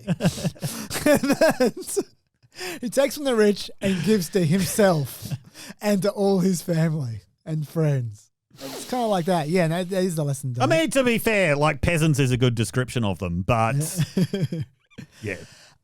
This week, I just quickly should note that it's not the only access type stuff that was out in the news this week. You might recall in Trump's first term, back when things were a little bit more basic, most of the self-dealing involved his clubs. Yes. He hasn't forgotten that. No. Mar-a-Lago, Johnny Mar-a-Lago has gone from $100,000 in 2016 to $200,000 in 2017 to $500,000 in the interim and now to $1 million. Trump's robo inflation, it's a killer. The Joiners Golf Club in Bedminster, it's risen from $75,000 to $125,000 just now. His Florida Golf Club now costs $300,000. And of course, the Republican Party continues to use all these venues as much as they can. But the big one, I mentioned this last week, we got more details on this, is the Vietnam Hotel. We told you last week about the Vietnam approving a $1.5 billion golf complex of the Trumps while waiting to see if Trump will bump their tariffs up on July 9.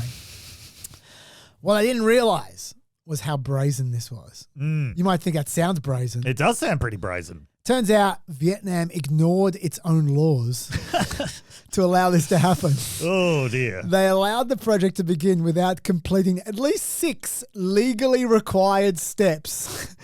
From securing all the land to fully financing the project to conducting environmental reviews.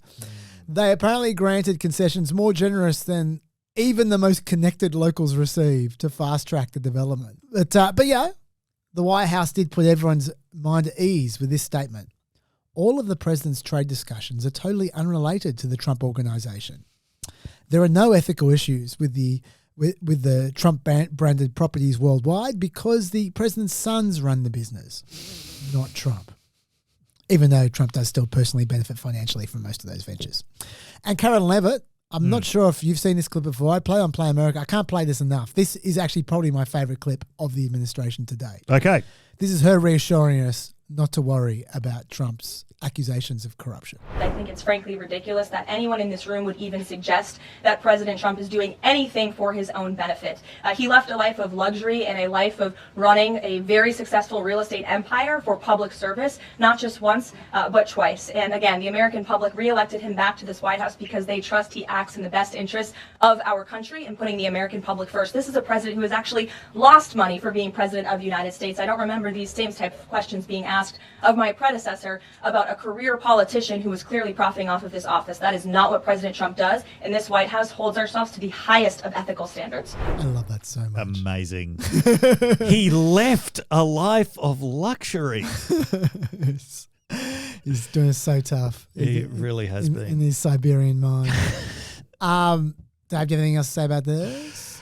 Well, I just want to note World Liberty Financial is buying a lot to Bitcoin now. I heard this. They're $2 billion. $2 billion worth. Yeah. Now, as and isn't Trump Media buying it as well? Yes. Just everything he owns is buying. Yes. Bitcoin. Yeah. So he's getting seriously into Bitcoin, which, of all of the cryptocurrencies, is the one that has by far the best record.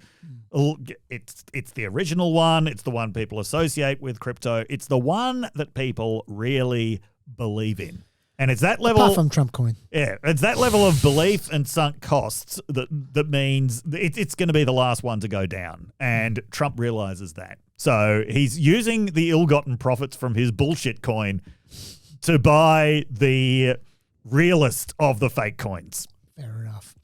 Let's talk about the big, beautiful bill and what's coming after it. First of all, just a bit of a summary for those who like to just save us the trouble of telling you this. Steve Ratner did a pretty good job.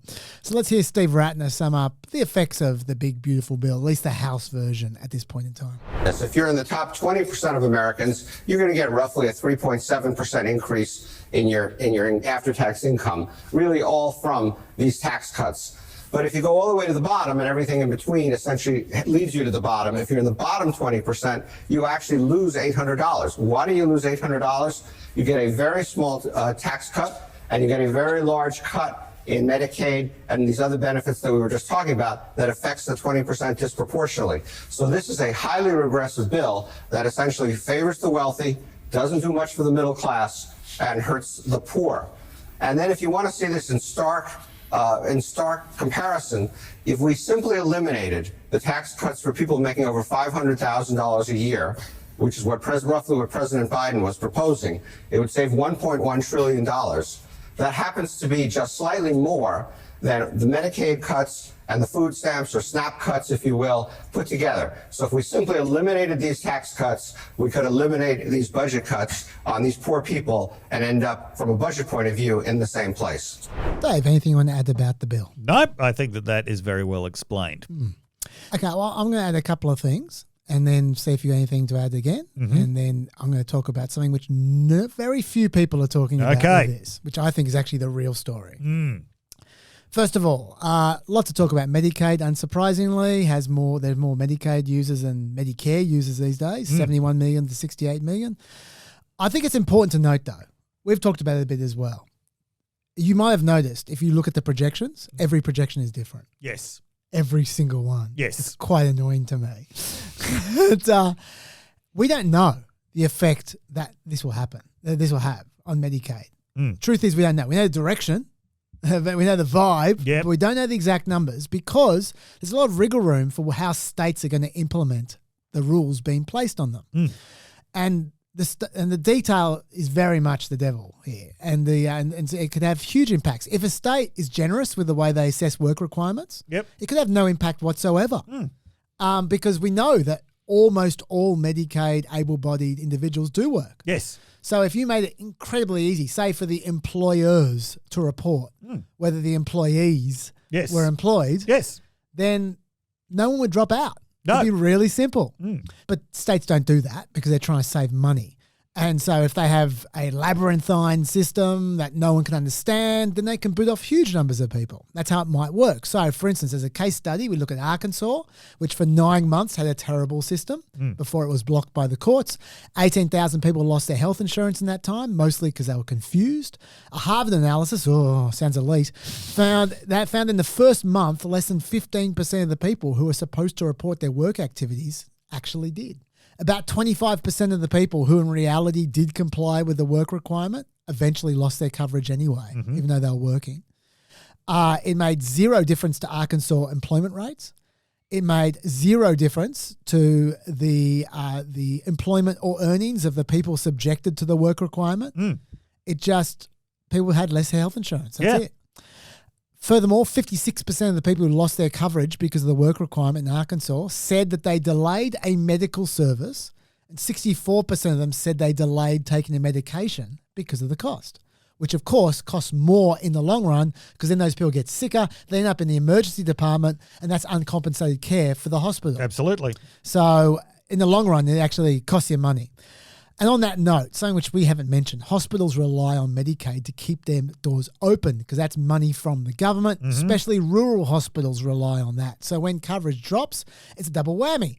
It deprives the hospital of Medicaid funding, but it also costs that hospital an uncompensated emergency care, which they just have to lump. The government doesn't pay for that. Now, of course, these Medicaid requirements will be applied particularly stringently in red states. So what we're talking about there is you can expect to hit red state rural hospitals hard. They're already on the brink. And of course, rural hospitals are the major employers in their region. So that's why Yale economist Zach Cooper has shown that a 1% increase in hospital prices, which is what this would cause, leads to a 0.4% drop in employment in the surrounding economy. So how far these effects spill out, we just don't know. But we just know that it's problematic. That's it. Okay, so I just wanted to just note that. A few other things we haven't mentioned, which I thought I'd mention in passing, the energy grant clawbacks from the Inflation Reduction Act. We told you they were getting some of the grants. We went into no detail. It ends the 30% installation tax credit for rooftop solar. It ends the $7,500 EV subsidy. But starting in 2028, this is the big one, the bill's production and investment tax credits for clean electricity will be fully phased out. In the meantime, to qualify for those tax credits, projects will need to begin construction within 60 days of the bill's enactment, whenever that is. And they'll need to be in service, those projects, by December 31, 2028.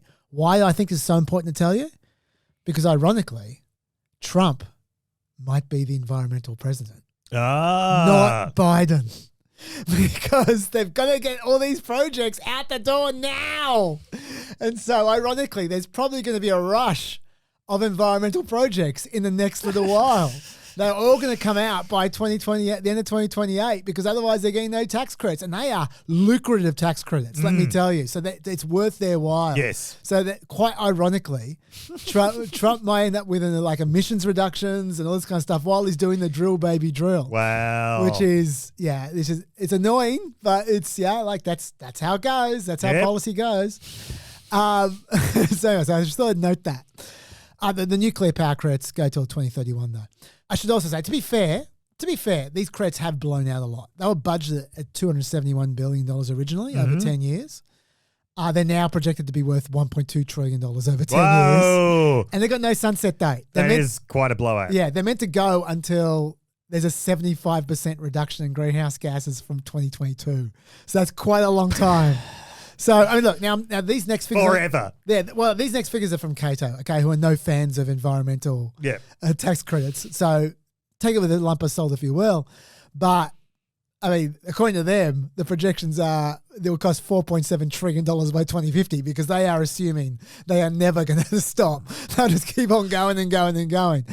I don't know if that's true, but the point is, I actually think it's fair enough to say there needs to be some control over these tax credits. Like they are a little bit out of control. But anyway, whatever. That's that. Now, we should also mention the transgender stuff because originally the bill prohibited Medicaid funding for gender transition procedures for minors. Yes.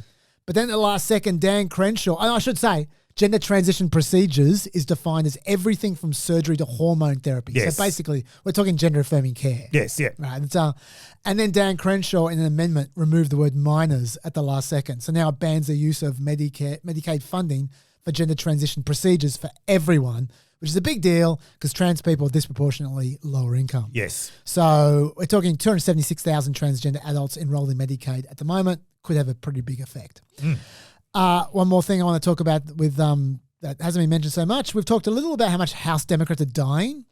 In this case, it actually might have made an impact because the last 8 members of Congress to die in office, Democrats, they're very old. 6 of them have died in the last year. Yeah. In fact, we're getting to the point where replacements for Democrats who died in office are now dying in office a few months later. I'm serious. There's a guy, a geezer replaced one of them and then died like a couple of months afterwards. Sylvester Turner. Yeah. Anyway, in Houston. And this just now was a 215 to 214 vote. Yeah.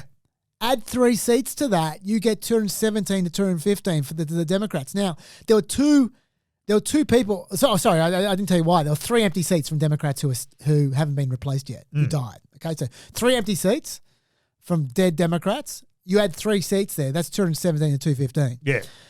There were 2 guys who didn't turn up. They were asleep. Okay, so that's then 217 to 217. Mm-hmm. Still not getting there. Yeah. All right, so then you got a situation where you got to convert Davidson or Massey. They're hard to convert. Yes. All right, and so that could have changed the bill entirely. Yeah. The age thing actually mattered in Yes. the end. So I just want to make that point. And in terms of the reaction, do you have anything else to say at this point in time? No. Okay. In terms of the reaction, the yields on government debt, they spiked after the bill passed, which is a sign they weren't happy. Yep. 10-year bonds were paying 4.5% after Liberation Day when Trump got spooked. 4.61% after this bill passed. Yeah. And now they're at 4.5% again. Scott Bessent was kind of like the dog in that meme, that cartoon fire meme, saying everything's fine. Yes, yeah. This was his take. And what's important, Bill, is that the economy grows faster than the debt. So what I would tell your viewers to focus on is what I'm focused on, is what Secretary Yellen was focused on, is what is the total debt to GDP? Because we can grow our way out of this. We can grow our way out of this. He's got the perfect voice for that dog in the house on fire meme. That is exactly what that dog sounds like. There's a bit of droopy about him, it has to be said. JD Vance has a similar line, which I won't play to you because we've only got 3 hours. This is what happens. Yeah. You get less clips. You can't waste your life on JD Vance clips. But my point is that he's actually right. You can grow your way out of it. If the average interest rate on the debt is not as high as average growth. Yes. That's true. That is true. That is absolutely true. Right now, the average interest rate on debt is 3.3%. I'm here to tell you it is not going to, the economy is not going to grow more than 3.3%. Absolutely and not. that interest rate is going up as well. Yeah. Right now, America's trying to stay out of a recession. But even over the medium term, they're looking at projections of like 1.5%. And most of this bill, almost all of this bill, was just preserving the status quo. Yes. That's not going to create growth. No. There are tiny things like the House Ways and Means Committee was talking about 100% immediate expensing, incentives for research and development, enhancement of the small business deduction. That's not going to make 3% difference in growth. So in theory, they're fine, but just in reality, I don't think it's going to work out like that. It's not. Now, do you have any comments on anything to do with the bill or the Senate before I say what the biggest issue is? No, you go for it. You're going hot. All right, okay. I'll give you a quick background to something that's going to seem irrelevant. Bear with me. When the government started setting vehicle emission standards back in 1967, California already had their own benchmarks back in 1967 because California has a lot of drivers and it's always had a lot of smog. Okay. The Clean Air Act normally would override a state law, but in this case, the Congress concluded California had, quote, demonstrated compelling and extraordinary circumstances sufficiently different from the nation as a whole that justified more stringent rules. So they allowed California to keep setting their own standards, subject to receiving a waiver from the Environmental Protection Agency, the EPA. Now, since then, the EPA has granted over 100 of those waivers to California for vehicle emission standards. Not just California either, because since 1990, other states have been allowed to adopt California standards if they like. It's not always smooth. In Trump's first term, the EPA revoked a previous waiver through the proper process, I might add. There's no problems with that. And then Biden's EPA allowed another waiver, so on. Now, the current issue is this. The Biden administration EPA approved a waiver for a bunch of California's latest vehicle emission standards. I won't go into the details, except to say the main one was that it phased out the sale of new petrol-powered cars by 2035. Needless to say, both oil companies and the auto industry opposed these rules because it didn't just apply to California. It applied to 11 other states and the District of Columbia that were riding along, which is 40% of the nation's car market, which means effectively it forces car companies to not make petrol-powered cars for the whole of the country because they can't just exclude 40% of the country. Yes, and this is a phenomenon of sort of state market dominance that isn't limited to cars in California. Textbooks that have to meet Texas standards is a scourge of America's education system. Yeah, absolutely. Yeah. For the same reason. Yeah, massive market. Yeah. Publishers want to sell textbooks in Texas. They have to meet certain standards about what they can say and what they can't say. So, yes. And so now I'm gonna take another brief departure. That seemed irrelevant. I'm going to take a departure to another seemingly irrelevant thing. They're all going to come together, I promise. The Congressional Review Act allows Congress to rescind federal rules put in place in the last 6 months of the previous administration. Okay? It only takes a simple majority in both the House and the Senate. You can't filibuster it. Also, you can't subject them to judicial review. Once they pass a rescission, no court can strike them down. They are rescinded for good. They also prevent substantially similar rules from being published in the future. So they effectively salt the earth for future regulations. Now, what just happened was the Republicans plus 35 Democrats in the House voted to rescind the California waivers under Biden. That's not a surprise. But then this week, 50 Republicans and 1 Democrat, Elise Slotkin from Michigan being a car state, joined together to rescind the California waiver in the Senate, 51-44. Now, this was very much a surprise. Why is this a problem? It's a problem because the waiver approvals aren't actually rules or regulations, which is what the Congressional Review Act controls. They are different. They are administrative actions. Technical difference, but it is a real difference. So strictly speaking, they should not be covered by the Congressional Review Act. Also, the Congressional Review Act explicitly excludes rules of particular applicability, as they put it, from the disapproval process. These waivers particularly apply only to a few states, so that's particularly applicable. So there's 2 reasons why the CRA should not cover these waivers legally. The Government Accountability Office has stated on 2 separate occasions since 2023, California waivers are not subject to the Congressional Review Act disapproval process for those 2 reasons. And the Senate parliamentarian has accepted the GAO's judgment and agreed with it. Remember, and this is when you're going to start seeing where this is coming together, the Senate parliamentarian is the Senate's referee for rules disputes. They don't have to follow her ruling. They can disregard it whenever they want. There have been a few times in history when they have ignored her. But if they ignore her, it might set a precedent for the other party to ignore her, and then the Senate just becomes a 51-49 institution with no rules at all. Anyone does whatever they like and just ignores the rule keeper. They use the power of their majority. Okay. So when the Senate just now decided to effectively ignore the Senate parliamentarian, that was a very big deal, Dave. Yes. Especially given the big, beautiful bill has just dropped and is facing the filibuster. And there are all kinds of complicated rules that it needs to overcome to get through reconciliation to overcome the filibuster, all of which are usually applied by the parliamentarian. So if we're now just ignoring the parliamentarian and just doing whatever we like with the majority, the Senate can pass anything they like with the big, beautiful bill. No rules might apply anymore on a simple majority vote. That would be massive. We have foreshadowed this earlier this year in PEP. And it wouldn't even end there. If you ignore the parliamentarian, you can go way further than this. For a start, you can use the Congressional Review Act to void the entire last 6 months of the previous presidential term. You can revoke license renewals, permits, court settlements, whatever you like. Just revoke the lot. And none of it would be subject to judicial review. So you can be as dodgy as you like. No one has the power to stop you. But also, you can load up reconciliation bills with anything you like from now on. You can essentially pass every single thing the president wants in one bill with a 51-vote majority. And nothing could stop you if you have that simple majority in the Senate. It would turn the Senate into not just a replica of the House, but a hyper replica of the House. Yeah. So, does this mean we have entered this world now? The Democrats say it might mean that. They have pointed to Senate Majority Leader John Thune back in January, saying overriding the parliamentarians' guidance would be akin to killing the filibuster. Chuck Schumer said they were hijacking the CRA process in a way that's never been done before, and he warned what goes around when you're in the majority comes around when you're back in the minority. Sheldon Whitehouse said that Republicans violated the plain text of the Congressional Review Act, changed the Clean Air Act, and broke the filibuster. Make no mistake, Democrats will not forget this, and Republicans will rue this day. The Republicans, though, disagree.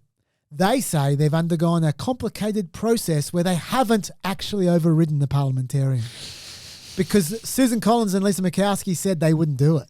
So Thune set up this fig leaf where they've put the question of California's waivers directly to the Senate, rather than first putting it to the parliamentarian. So they haven't overridden the parliamentarian because she had no official advice, even though she did actually give advice. Collins says, what I didn't want to do was to vote to overturn the parliamentarian, and with help from a lot of experts, the leader came up with an approach that avoids that outcome. Now, lobbyists from R Street have said if the CRA can't be used on a waiver, then Congress's role in overseeing regulations will be substantially lessened because the executive could just begin to issue waivers instead of federal rules, which is clever. Yeah. Nice try. But honestly, bypassing the parliamentarian is bypassing the parliamentarian. Absolutely, yes. I don't care what your bullshit justification is. Yes. And the thing I need to emphasize here is that this escalation, if it indeed exists, maybe they'll just go back. Yeah. But if this escalation exists, it was 100% unnecessary. Because Trump has overcome a waiver before. He could do it again. You just need to go through the proper administrative process, which takes about a year. Yes. So this is one more example from this term of Trumpists intentionally smashing up a guardrail because either they are incompetent, they are lazy, or most likely because they want to smash up a guardrail. Yes. Which I hate. Bottom line, this sets up a precedent which will be determined if they use this again with the big beautiful bill, that will strengthen the precedent, or if they use it for something else. Yep. And also, this precedent will be determined by if the Democrats want to use it as a precedent. Because if Democrats go back, then it might just disappear, like the previous times they overruled the Senate parliamentarian. Or this might be the end of the Senate. Chuck Schumer said, on this vote, the Republicans will be breaking their commitment and will be going nuclear. And however they try to disguise their actions, this is nuclear. No ands, ifs, or buts. They will not like it the next time they are in the minority. This, Dave, could be the most important thing that has happened in the Trump administration so far. It could be. And almost no one knows it exists. Yeah. And those who do know barely understand it. So I know it took a bit of time there, but it was absolutely bloody worth important. It. Yes. Do you have anything to add to any of that? How about another trivia question? Yes, go for it. Okay. I'm going to give you 4 names. Okay. Only one of these names does not refer to a real person. I want you to pick the one that does not belong to a real person. Okay, I understand. The names are Zelma Argue, Yes. Bigger Thomas, Reality Winner, and Denver Snuffer Jr. Okay, well, I know Reality Winner is definitely a real person. She went to jail for leaking. She did. Okay, give me the other 3 names again. Zelma Argue, Bigger Thomas, and Denver Snuffer Jr. Denver Snuffer Jr. Okay, well, the most ridiculous one has to be correct. So, as in, it has to be a real person. So, Denver Snuffer Jr., I'm saying, is real. Ding, ding, ding, ding. That is correct. So, One of L's favourite religious figures okay. in the US. So we've got, who argue? Zelma argue. and Bigger Thomas. And Bigger Thomas. I am going to say Zelma argue is fake. Zelma argue is not fake. So She close. was a very important figure in the development of Pentecostalism. Another one for L. No, Bigger Thomas is the protagonist of Richard Wright's novel Native Son. Fantastic work. Yes. Well done. Okay, Dave.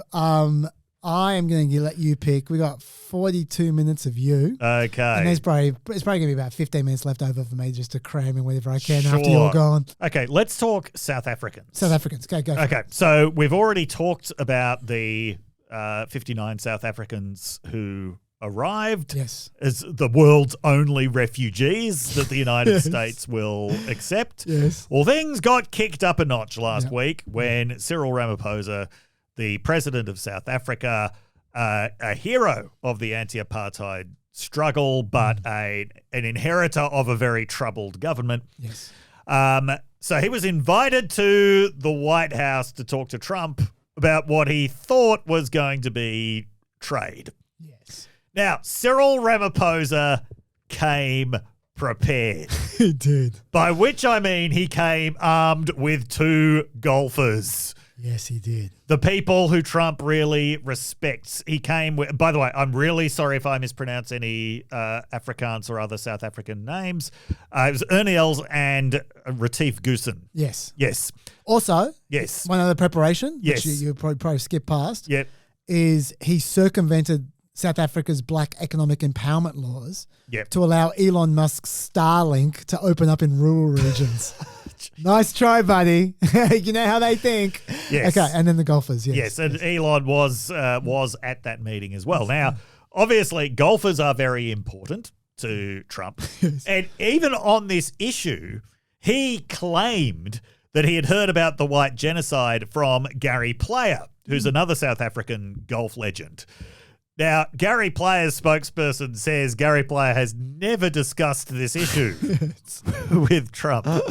Although he was a bit sort of circumspect about it. He said, we discuss all kinds of things on the golf course. I don't remember discussing this. He didn't want to completely throw Trump under the bus, but it does look like Trump made up a conversation with Gary Player to give the white genocide claims credibility. Sure. So there's Cyril Ramaphosa with 2 white South African golfers trying to explain that there is no white genocide going on. Yeah. That there is a generally high rate of violent crime in South Africa, which, as I mentioned a couple of weeks ago, it's unacceptably high. It's actually not as high as it was around like 1990. It was incredibly high then. Or the boomers. Yeah, the boomers. Yeah, but also, there was a huge amount of violence in that sort of transition Of course there period. was, yeah. Between about 1989 and 1994. The problem with having the golfers, though, Dave, Yes. is that Trump might listen to the golfers. Yes. I grew up in an area in South Africa that is a farmland area, Polokwane, and there is some issues up there. Obviously, my dad was a property developer as well as a part-time farmer, and yeah, some of these buddy farmers got killed.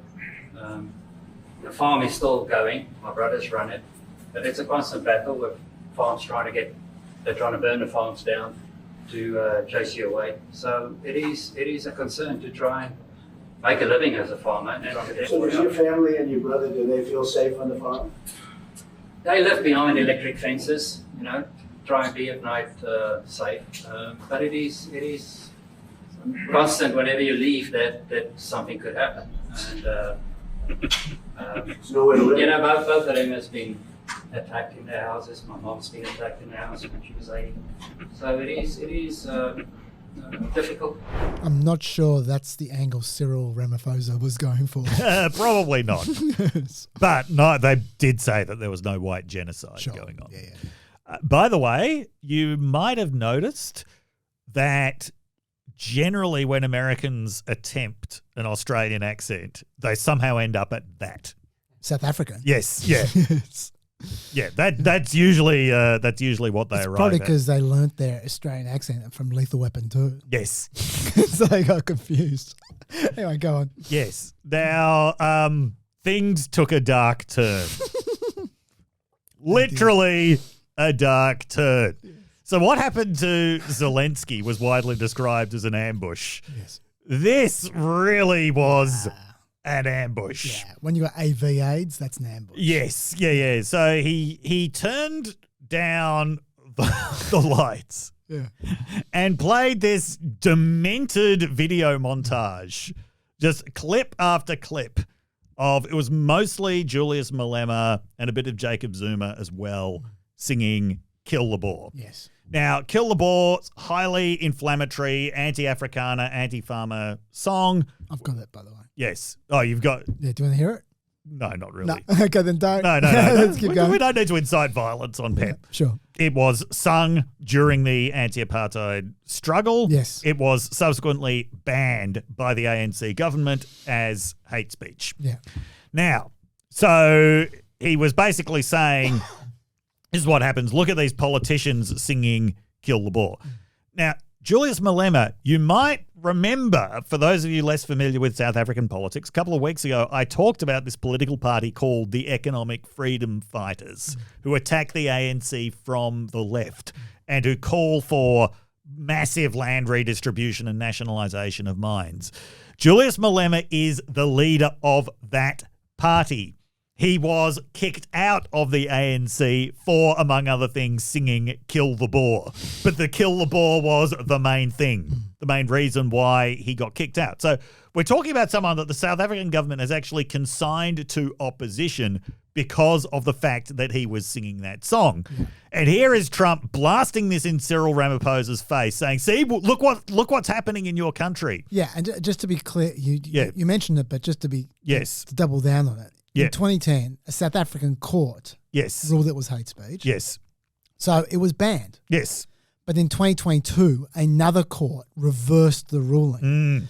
They said it does not constitute hate speech and deserves to be protected under the rubric of freedom of speech. It articulates the failure of the current government to address issues of economic empowerment and land division. And Ramaphosa was asked about this a couple of days ago. And he said, when it comes to the issue of arresting anyone, talking about Kill the Boer, it's a sovereign issue. It's not a matter where we need to be instructed by anyone that go and arrest this one. We're a very proud sovereign country that has its own laws, that has its own processes. And we take into account when the Constitutional Court also decided, when it said that the slogan Kill the Boer, Kill the Farmer is a liberation chant and slogan. And it's not meant to be a message that elicits or calls upon anyone to go and be killed. That is what our court decided. And so that's the kind of context in which it exists. There aren't it's not like Ramaphosa is saying, kill the Boer, that's great. Yeah. Like he's kind of his hands are kind of tied by the courts. Yes. Yeah. Yeah, but also just to re-emphasize the point, this is an opposition figure. Right. And as well, they were all, I'm not sure when the footage of Jacob Zuma was. So he's a former president of South Africa, but he is also completely on the outs with the ANC at the moment. So Trump is trying to say that the South African government is somehow facilitating genocide by showing footage of opposition figures singing a song that the ANC thinks should be banned. Yes. Yes. Yeah. So there was that. There was the drone footage of what Trump described as a mass burial ground. Okay, so this showed a road. Yeah, we've got this. Show it, Luttig. Yeah, you can describe what's happening. With lines of white crosses on each side. You can see there's a lot of them. There's thousands of them. Yep. You can see a procession of cars. Yep. Trump claimed that each one of those crosses was a grave. Yes. Right, that each one of those crosses was a burial. I don't know if Trump's ever seen a grave before. Yes. Right. Those crosses are quite close together. They are. Graves require a certain amount of space so that people, so that bodies are not, on top of each other. They are Oompa Loompa sized graves. Yes. Now, so anyone actually looking at this with a basic sense of the, dimensions of the human body, a kind of understanding about the cultural significance of burial, that generally you don't bury people by a roadside in these massive lines. Anyone would have worked out this is not actually a burial, and it's not. This was a memorial service for a murdered couple. Yeah. And not even one cross represents a murder victim. No. It's just a line of thousands of crosses that people made as a memorial. Now, sure, the number of farmers who've been killed is probably in the thousands, but it wasn't like a specific one. No, I understand, one, and it was dismantled afterwards. It was only there for a few days in 2022, but Trump was insisting that this was a mass grave. Yeah. Yeah. Because this is how Levitt, actually, Caroline Levitt spun it. And it's quite interesting given what you just said as well. So she was ignoring the fact she was saying there's a burial site, and she instead was running this line. The president showed a video that he said showed more than 1,000 burial sites of white South Africans that he said were murdered. We know that was not true and that the video wasn't showing that. So I wonder, why did the president choose to show that? It's not true. The video was showing a burial site. It is unsubstantiated that that's the case. No, it is true that video showed the crosses that represent what the president claimed. The video showed images of crosses in South Africa about white farmers who have been killed and politically persecuted because of the color of their skin. And those crosses are representing their lives. Those crosses are representing their lives and the fact that they are now dead and their government did nothing about it. Are you disputing that there's no... The fact that the video showed what the president claimed it showed, because it did not show that. But even more, what I'm asking you is who at the White House... No, it did show that. It showed white crosses representing people who have perished because of racial persecution. Verify the videos that the president shows, and what protocols are in place when there's unsubstantiated information being put out for the world and world leaders to know? What's unsubstantiated about the video? The video shows crosses that represent the dead bodies of people who were racially persecuted by their government. In fact, the Associated Press, of all places, has a picture of that very monument, and the caption from the Associated Press is, "Each cross marks a white farmer who has been killed in a farm murder." I didn't even know the thing you said about the fact that actually wasn't even representing individuals. Look, no, maybe she's right. No, she's not right. Oh, okay. Because... Yes. I mean... She might be right about that. Yeah. But she's not right about... I play it till the Associated Press, not because I like conflict, but because that's not from the Associated Press. The Associated Press picture is of a completely different site. Ah, yes. So she's citing something completely different there. So the spin was... there was many levels of spin to try and justify Trump's burial site thing. Yes. But either way, he was wrong. It's all completely wrong. Yeah. But you know what? That wasn't the wrongest thing in the presentation. No, it wasn't. Then there was the photo album. Yes. Yes. Like, you show us the photo. Now, Trump explained to Cyril Ramaphosa that this was in South Africa, that this was white bodies being buried because they'd been killed. Yes. Let me explain how this is the exact opposite of what Trump said. Yes. Okay, first of all, it's not in South Africa. No, it's not. It is in the Democratic Republic of the Congo. Lockie, can you bring up the Reuters article that he ripped off? Yes. There we go. That's the picture. That's the real picture. Are not bodies being buried.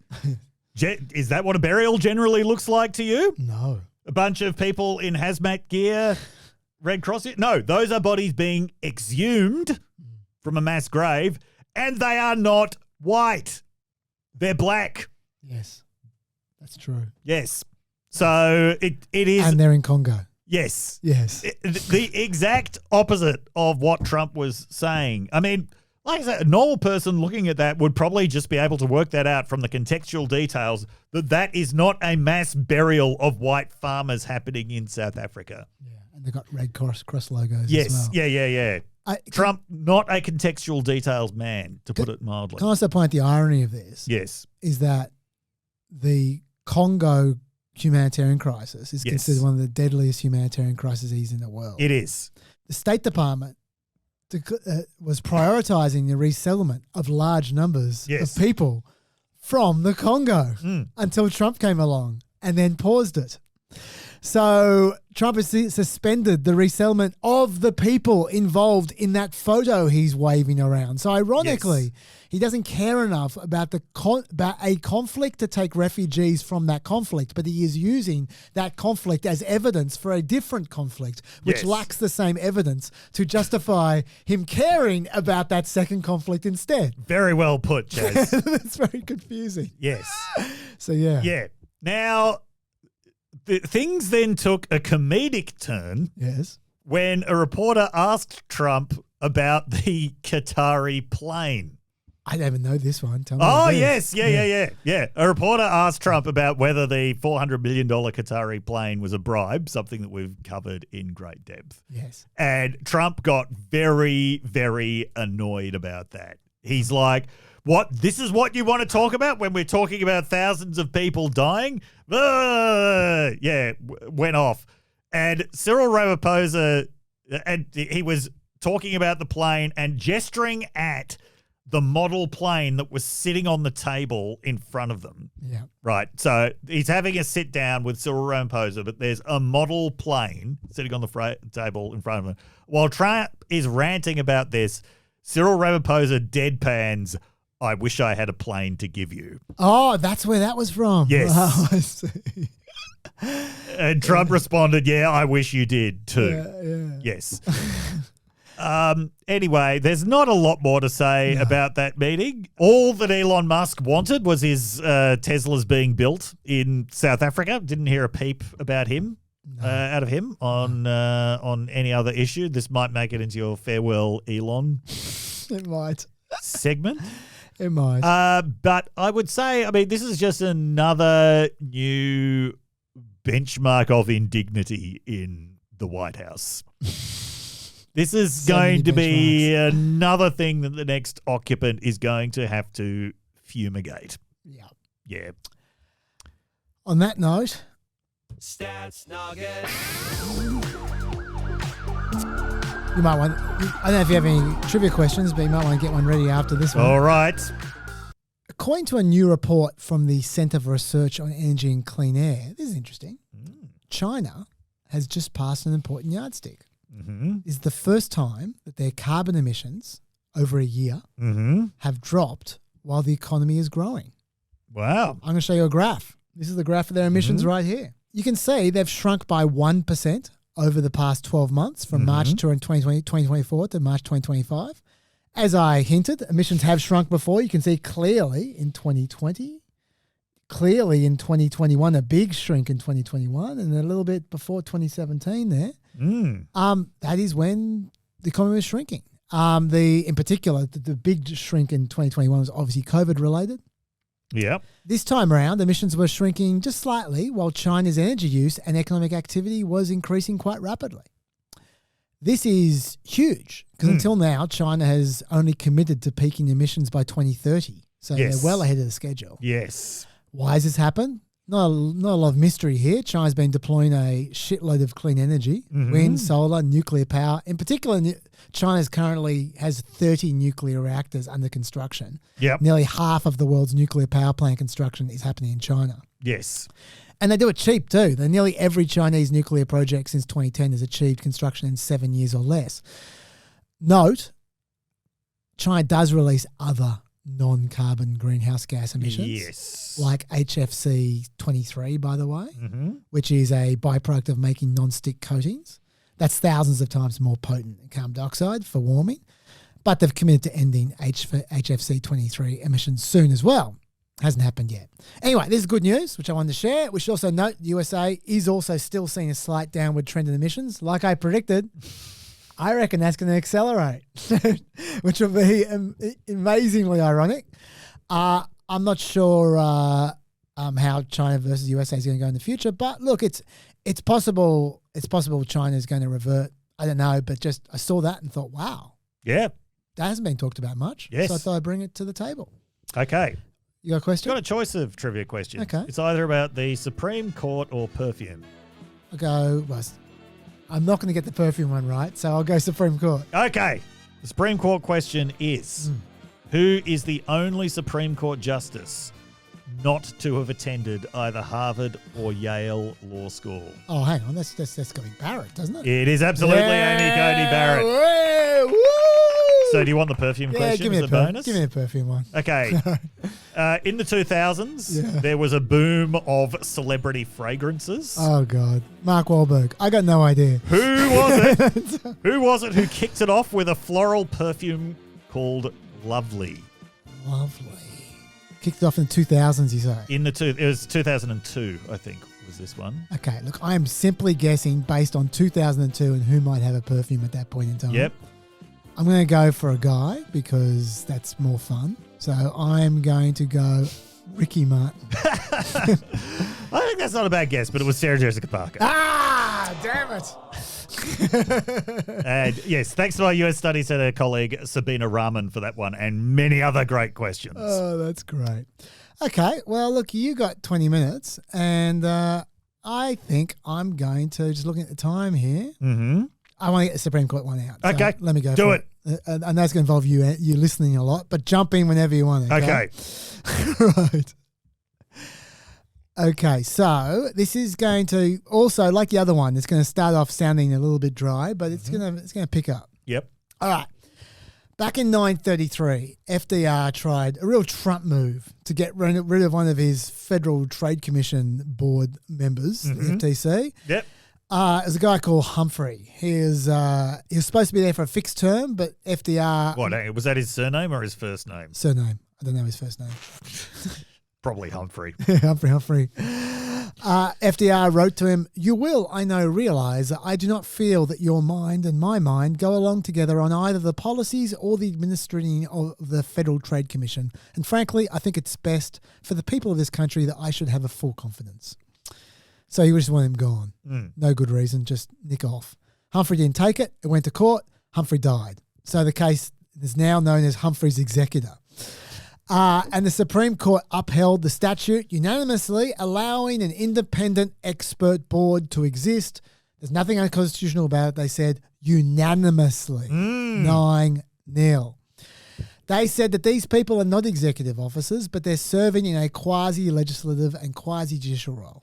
That was the law of the land for 80 years. Yes. Then in 2020, there was a case called Celia, where the court held that the protections of Humphrey's executor did not apply to the Consumer Finance Protection Bureau, the CFPB. That was because they had a sole director, not a multi-director board, a sole director that the president was, according to legislation, not allowed to fire without a good reason.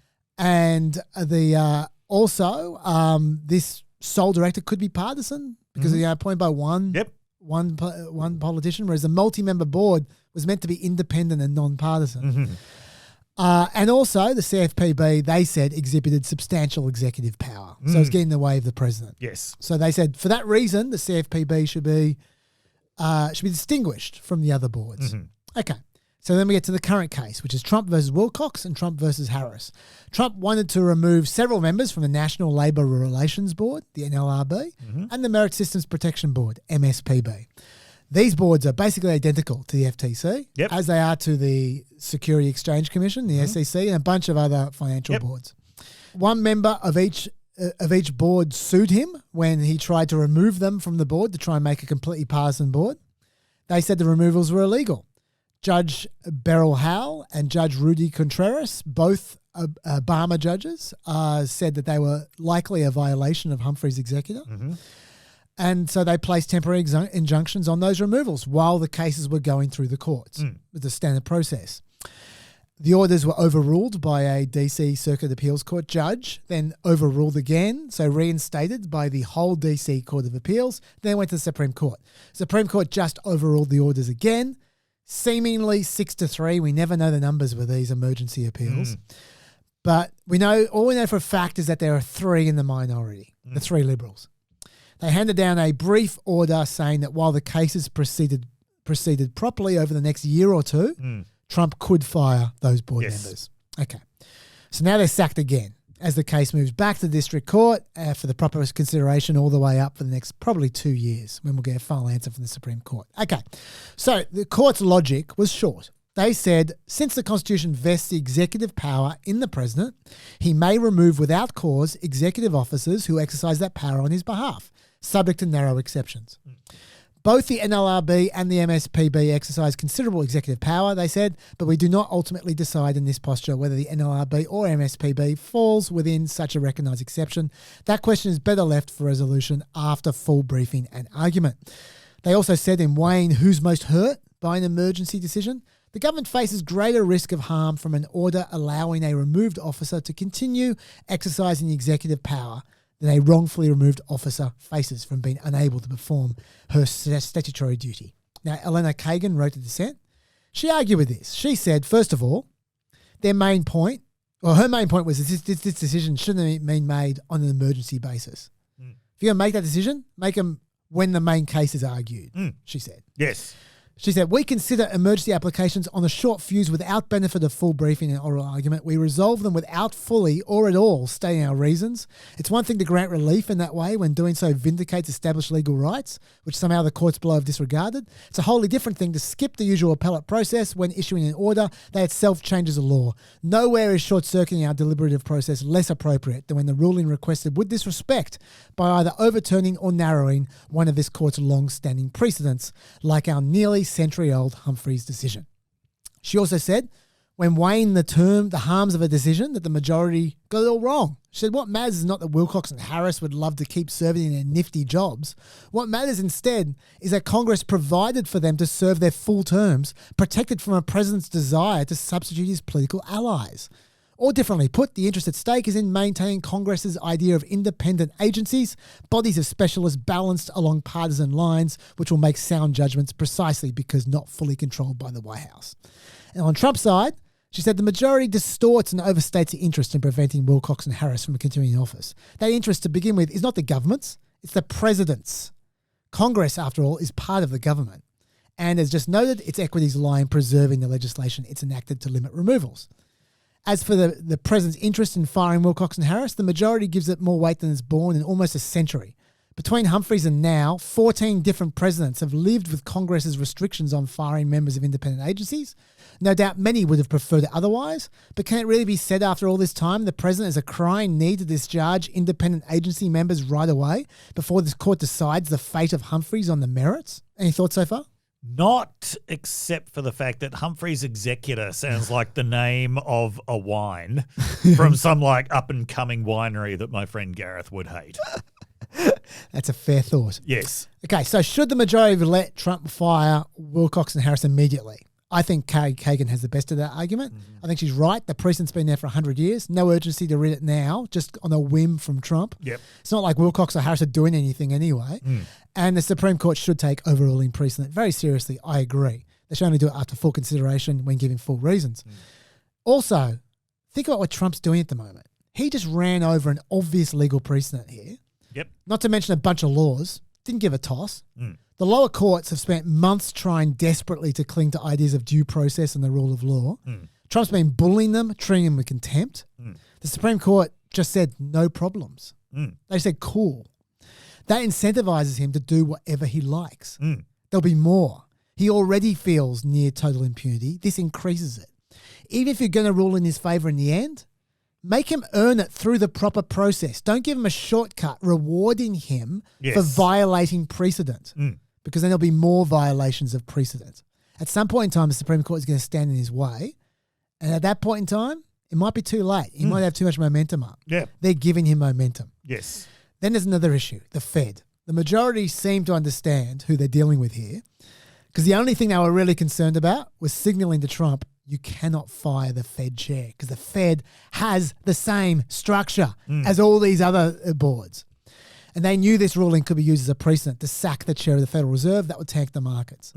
So they responded to the idea that arguments in this case necessarily implicate the constitutionally for cause removal protections for members of the Federal Reserve's Board of Governors or other members of the Federal Open Market Committee. We disagree. The Federal Reserve is a uniquely structured quasi-private entity that follows in the distinct historical tradition of the first and second banks of the United States. See Celia Law footnote 8. Shall we look at Celia Law footnote 8? Let's do it. It reads, The dissent categorizes the CFPB as one of many financial regulators that have historically enjoyed some insulation from precedent. But even assuming financial institutions like the Second Bank and the Federal Reserve can claim a special historical status, the CFPB is in an entirely different league. They're saying even assuming that. They're not saying that is the case. No. Footnote 8 is no protection at all. That's bullshit. And that's what Elon Kagan said. She basically called them out and said, that's no protection. You are just misreading it entirely. I'm not even sure the Fed does follow in a distinct historical tradition of the first and second banks. They were 80 years apart. They were formed under different authorities, different structural principles. Yeah. I was surprised to hear that. Yeah. They're hinting that some people are saying the Federal Reserve doesn't executive power, doesn't exercise executive power, just legislative power on monetary policy. That's not true. No. Their authority over interest rates derives from federal statutes instructing it to pursue the dual goals of maximum employment and stable prices. That means the Fed is executing federal laws. It's executive function. I prefer when you say executing. So the majority try and come up with a legal mumbo jumbo to justify the outcome they want in the most brazen possible way. Yes. Which is just so bad for a judge. Yeah. They've come up with some vague garbage to justify it, and they're hoping Trump will take the hint, which I think is sloppy stuff. Okay, so the final thought on this is the issue overall. It's pretty clear to me that the majority are about to rule for Trump to be able to fire any board member for whatever reason. Yes. Right? Yep. Apart from on the Fed. I think Humphrey's executor is good law. I would uphold it. Yep. But I would never have headed down the path the Supreme Court is halfway down right now anyway.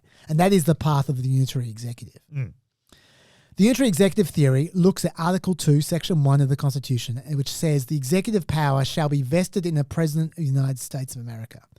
And then it implies a shitload of corollaries from that. That is the only textual source of the unitary executive theory. That's it. Well, I just read. The executive power shall be vested in a President of the United States of America. That's it.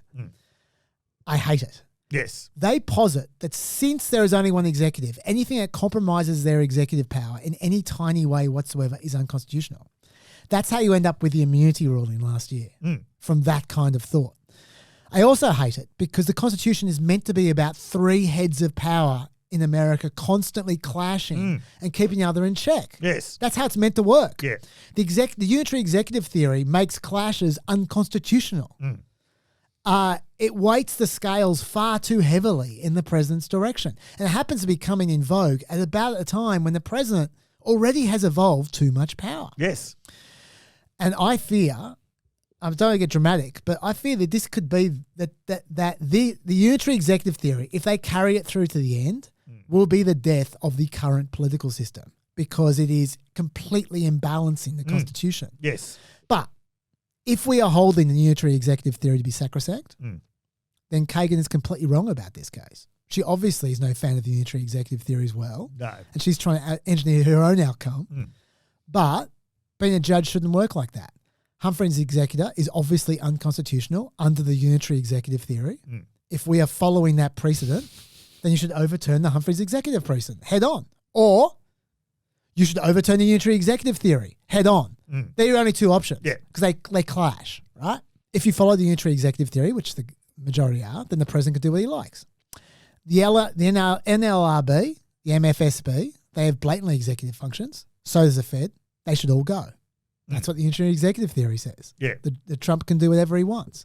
I tell you what, though, I want to be very clear about this. The unitary executive theory is a monster that is swallowing the entire Constitution bit by bit. And its hunger is not going to be sated anytime soon. If I was a Supreme Court justice, I would throw out that precedent tomorrow. But short of that, then the majority, I think, are actually making the right judicial call here, perversely. As a judge, trying to interpret the law, it's just a shit law. Yes. And they should overturn that as soon as they possibly can.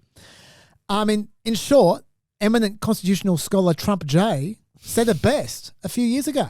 Then I have an Article 2 where I have the right to do whatever I want as president. That's the unitary executive theory. Yeah.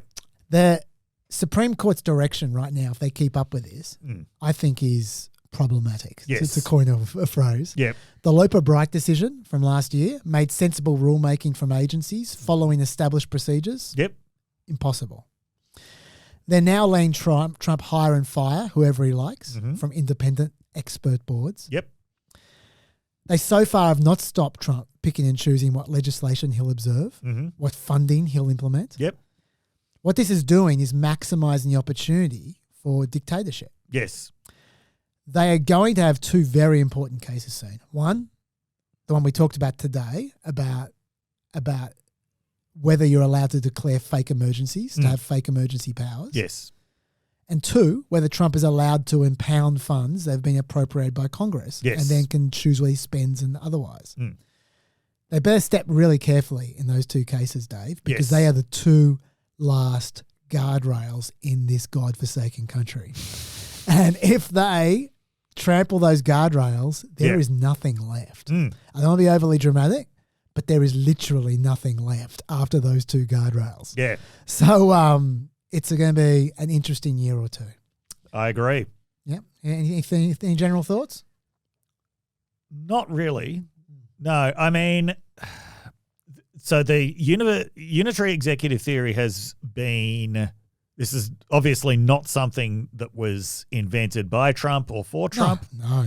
This has been very popular in Republican circles since at least Reagan. Yeah, as I was going to say, it's been coming for about 45 years. Yeah. So a lot of the original thinkers around unitary executive theory came out of the Reagan administration, and they really found their feet in the George W. Bush administration. Like prior to Trump, George W. Bush administration and its legal thinkers had done more than anybody for really creating this unitary executive orthodoxy in certain parts of the legal profession.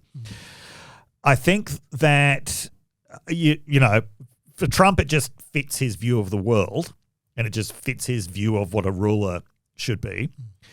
He's helped by the fact that Congress has just made itself so obsolete, especially during his term. And I think it's not just about legal doctrine in that case. I think in general, we're just approaching a very politically unsustainable situation where Congress basically just doesn't work. That's the bedrock condition of all of this. So president after president resorts to presidential actions that can be, you know, giving themselves more and more scope to do things like executive orders, but still in the end can't do that much with them. I mean, Trump is really trying to push the envelope, but there's still quite a limited amount that you can do with them. So we are approaching a very politically unsustainable situation. We are. Yes. You got any final thoughts before you go off to your trivia? How about one more trivia question? Yes, please. Okay. Which two US states were independent republics at some point in their existence? Republics. Yes, republics. This is the key point. Because I was thinking about the Commonwealth of Massachusetts and all that kind of stuff, but no, Republics. One of them's pretty obvious. Is it? Well, it looks like I'm going to flunk this one then. I am going to go Texas as one. Texas is the obvious one? Yes. And the other, I'm going to go Hawaii. No, Hawaii was an independent monarchy. Not an independent republic. Of course republic. it was. Dumb, Chaz, dumb. Vermont was actually an independent republic, broke away from Canada, but there was a few years before it could enter the Union, and for that brief period, it was an independent republic, although knowing that it was going to become a US state. Very, very good. What are your thoughts on the first pod in the I've enjoyed it. New digs. Yes. I tell you what, Neil. These cushions are a lifesaver. These chairs are the oldest thing in this. We got some 200-year-old accoutrements, but these chairs are at least 500 years old. Yes. So thank you Thank very you very much, Neil. Okay, thank you very much, Dave. That's it from me. I will see you next week. Everyone else, week. I'll see you after the White Flash for the denouement of the first podcast at the ABC. Stay peppy, Dave. Stay peppy. Just unleash Welcome to the other side of the white flash. Now, firstly, I can now name Planet America, and I can say that you should watch it this week. And that's not because of some promotional some deal with the ABC. At least have a look at it on Facebook, because I have better info there on the TV show about the tariff court case that we talked about earlier in PEP yesterday. Now I've had time to do a little bit of reading. So that's why I would advise you, if you're interested in that, you should look at Planet America. I haven't finished the full judgment yet. I will, because I'm into this. But in short, the actual judgment seems to spend less time on saying that these are bullshit emergencies, like we were talking about before, than saying, A, there's a different law to deal with trade deficit tariffs, which was what the Liberation Day tariffs were supposed to be about, the deficit. And that other law restricts tariffs to 15% for 5 months. So that's important. Also, B, the fentanyl emergency, which is the justification for Canada, Mexico, and China tariffs, is a problem because those tariffs aren't actually dealing with the fentanyl emergency. And the court's right. They're not at all. So that's more of the logic of the courts. Also, though, the other reason that I would recommend you watch Planet America, genuinely, I'm not going to say this every week, is I'm definitely not going to say this every week, is because I think you should watch my interview with Nick Eberstadt about seniors dropping out of the workforce after COVID. It's a nice, nerdy topic. If you're listening to PEP, you're like, nerdy. And this topic has been otherwise ignored. So I think it's worth watching an interview for that reason. Now, a few extra things about some of the things we've talked about quickly. Harvard, I told you I wasn't prepared for that one. Dave was saying how they aren't even close to the most left-wing uni. They're not. That's true. But there is one relevant area where they are the worst, which we should mention to be fair to the administration. That involves civil rights. FIRE, which is the civil liberties group that I like so much that you guys have heard me go on about, they have Harvard as dead last at number 251 on their free speech rankings, they've awarded 0 points to Harvard. And FIRE say that Harvard would have negative points if they allowed negative points in their system. By the way, Columbia is second last on those rankings as well, interestingly enough. And also, FIRE are the ones who are out there defending Harvard against the arbitrary decisions of the Trump administration, even though FIRE really don't like Harvard's work at all. This is one of the reasons I support FIRE. They seem very intellectually consistent and to not be hacks at all, so good on them. Anyway, the point is, if Kristi Noem really cared about freedom of speech, she could justify going after Harvard. She could. But we know she doesn't really care about freedom of speech. We know that that's a pretext. Talking about which, I mean, if she cared about freedom of speech, she wouldn't be trying to determine what the ideology of Harvard professors should be. That's not freedom of speech. Talking about which, I told you about Trump deciding all of a sudden that he'd give Harvard's grant money to trade schools. Well, Caroline Levitt has leaned into this new rationalization. Electricians, plumbers, we need more of those in our country and less LGBTQ graduate majors from Harvard University. I mean, seriously, do they think overseas students are doing LGBTQ graduate majors? Is that what she thinks? Really? 56% of international students do STEM courses. That's science and maths. That's why 40% of America's Nobel Prize winners in science since 2000 were international scholars. That's why Harvard was the #2 research university in the world in 2024, according to the CTWS Leiden rankings. And by the way, 13 of the top 15 research universities were Chinese. Harvard was the only American uni in the top 15. Why would you mess with that? Finally, on international students, while freezing them would hurt Ivy League unis a lot, obviously, it wouldn't hurt them as much as it would hurt less prestigious state schools like Michigan State. Those schools have very small endowments and a higher share of their budget comes from international students. So those are the schools that really suffer. Between March 2024 and March 2025, the number of international student enrollments had already declined by 11%, probably because international students were getting thrown in jail and having their visas revoked during that period. So that would already have made things tough for them to balance the books, this move could actually seriously hurt those smaller unis, many of which are red states. They're in red states. Also, I didn't get a chance to mention it, but a third law firm has now gotten an injunction against a Trump executive order as well. That's WilmerHale, Robert Mueller's old law firm. The judge in that case, Judge Leon, was so worked up by the outrageousness of the executive order that he dropped 26 different exclamation marks in his judgment. And I agree with his sentiments entirely. Okay, trying to squeeze in one more topic here. Pardons. I want to tell you some quick stories. Paul Wojak was a former nursing home executive who was charged with 13 counts of tax fraud in 2023. It was actually his mother's nursing home this was at. He dropped out of college, joined the nursing home, and then I don't mean she was at the nursing home, I mean she owned it. And then he was obviously appointed the chief executive, and then he started embezzling money. He stole $10 million from the paychecks of nurses and doctors, acting like he was using that money to pay their Social Security, Medicare, and federal income taxes. No, he wasn't. Well, look, to be fair, that would have been true had my employees' Social Security, Medicare, and federal income taxes been the name of the $2 million yacht he bought with that money. As it turns out, it wasn't what that yacht was called, so it's not true. As well as he also bought various luxury goods from Bergdorf Goodman and Cartier, amongst other places. Most importantly, he pled guilty to 2 counts. He was fined $4.4 million in restitution, sentenced to 18 months in jail. But the timing of that plea was important. He didn't plead guilty till just after the election when Trump won. And Paul thought, I might stand a pretty good chance of getting himself a pardon here. Why?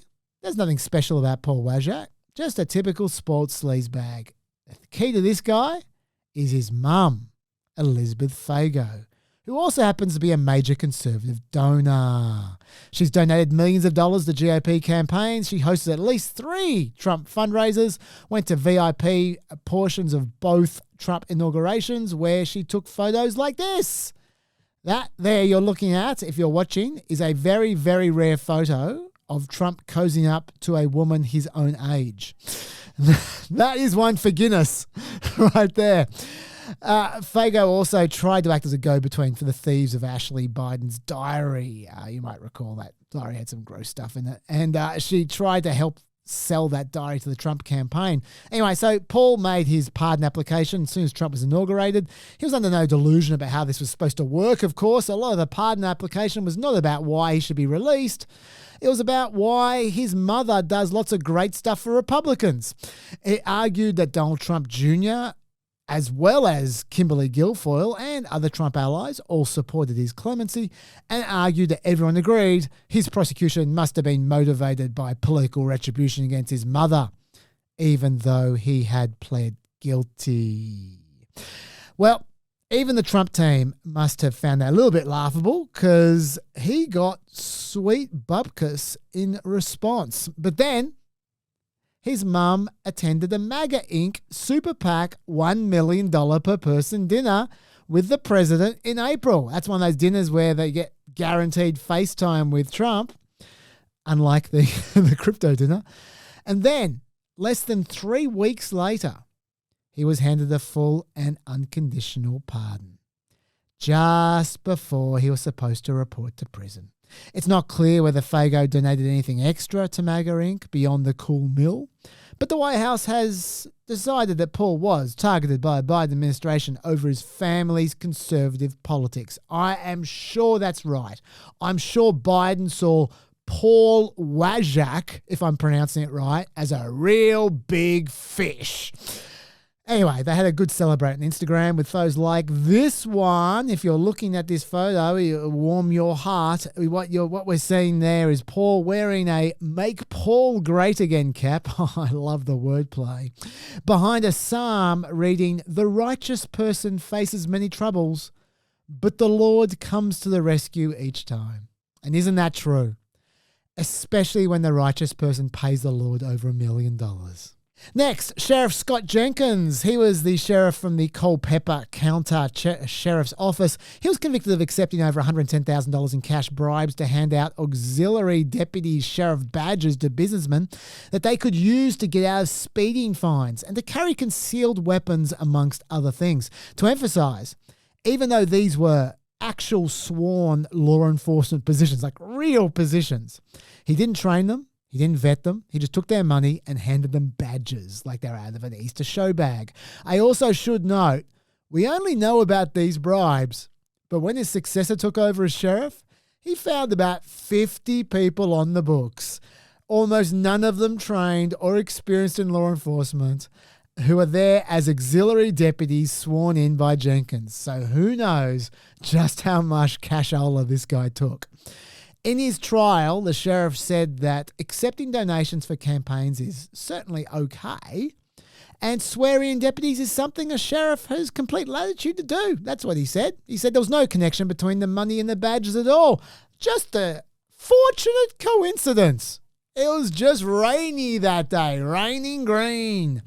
In his trial, he also said that the reason why most of his cash that he received wasn't reported on campaign finance statements, it was just because he had lots of oversights.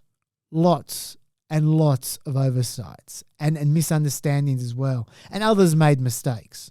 Lots of mistakes. The jury was unconvinced.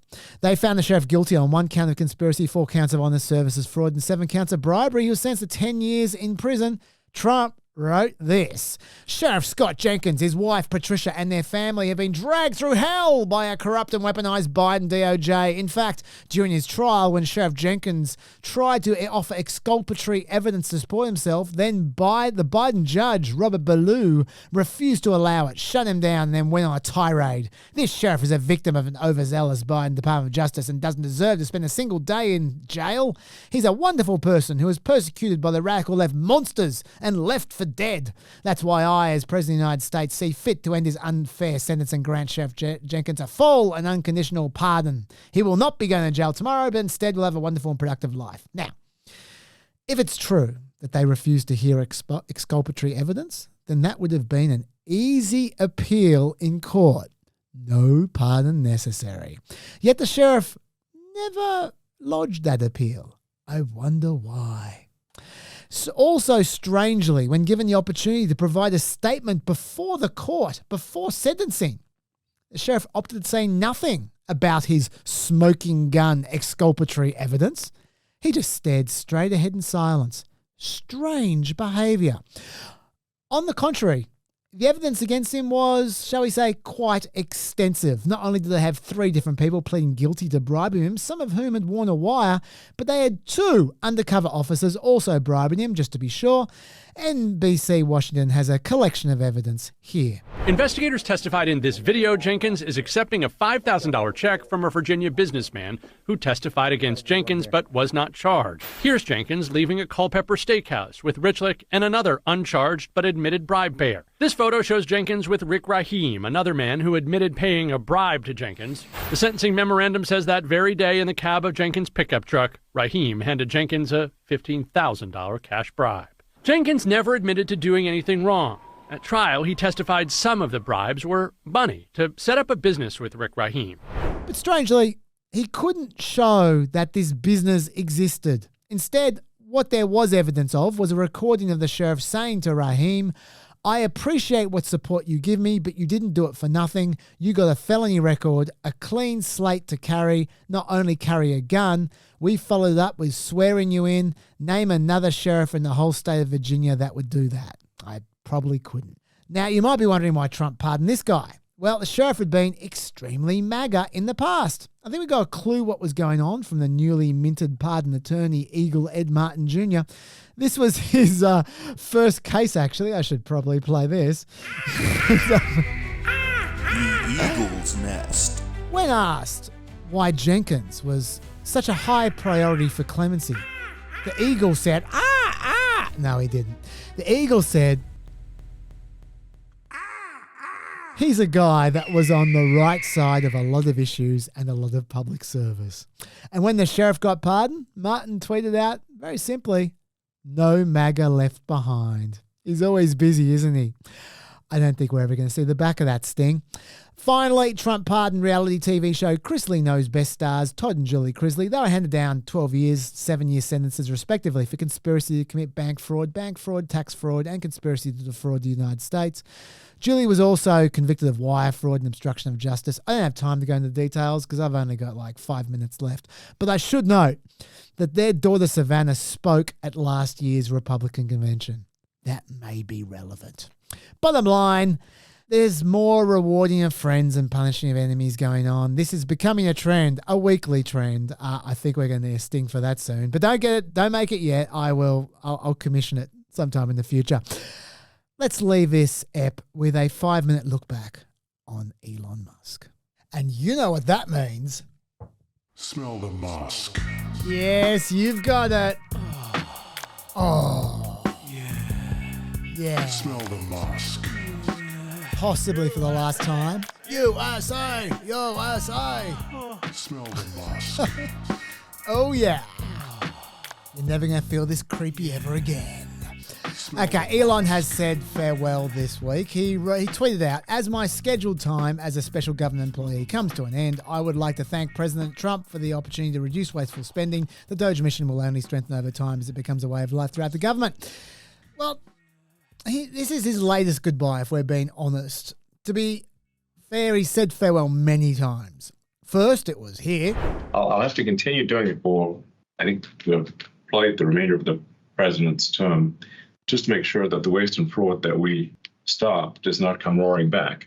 So I think I'll continue to spend, a day or two per week on government matters. Then he said farewell by saying, my guess, this was like a week after that, he said, my guess is I'll be in DC probably every other week.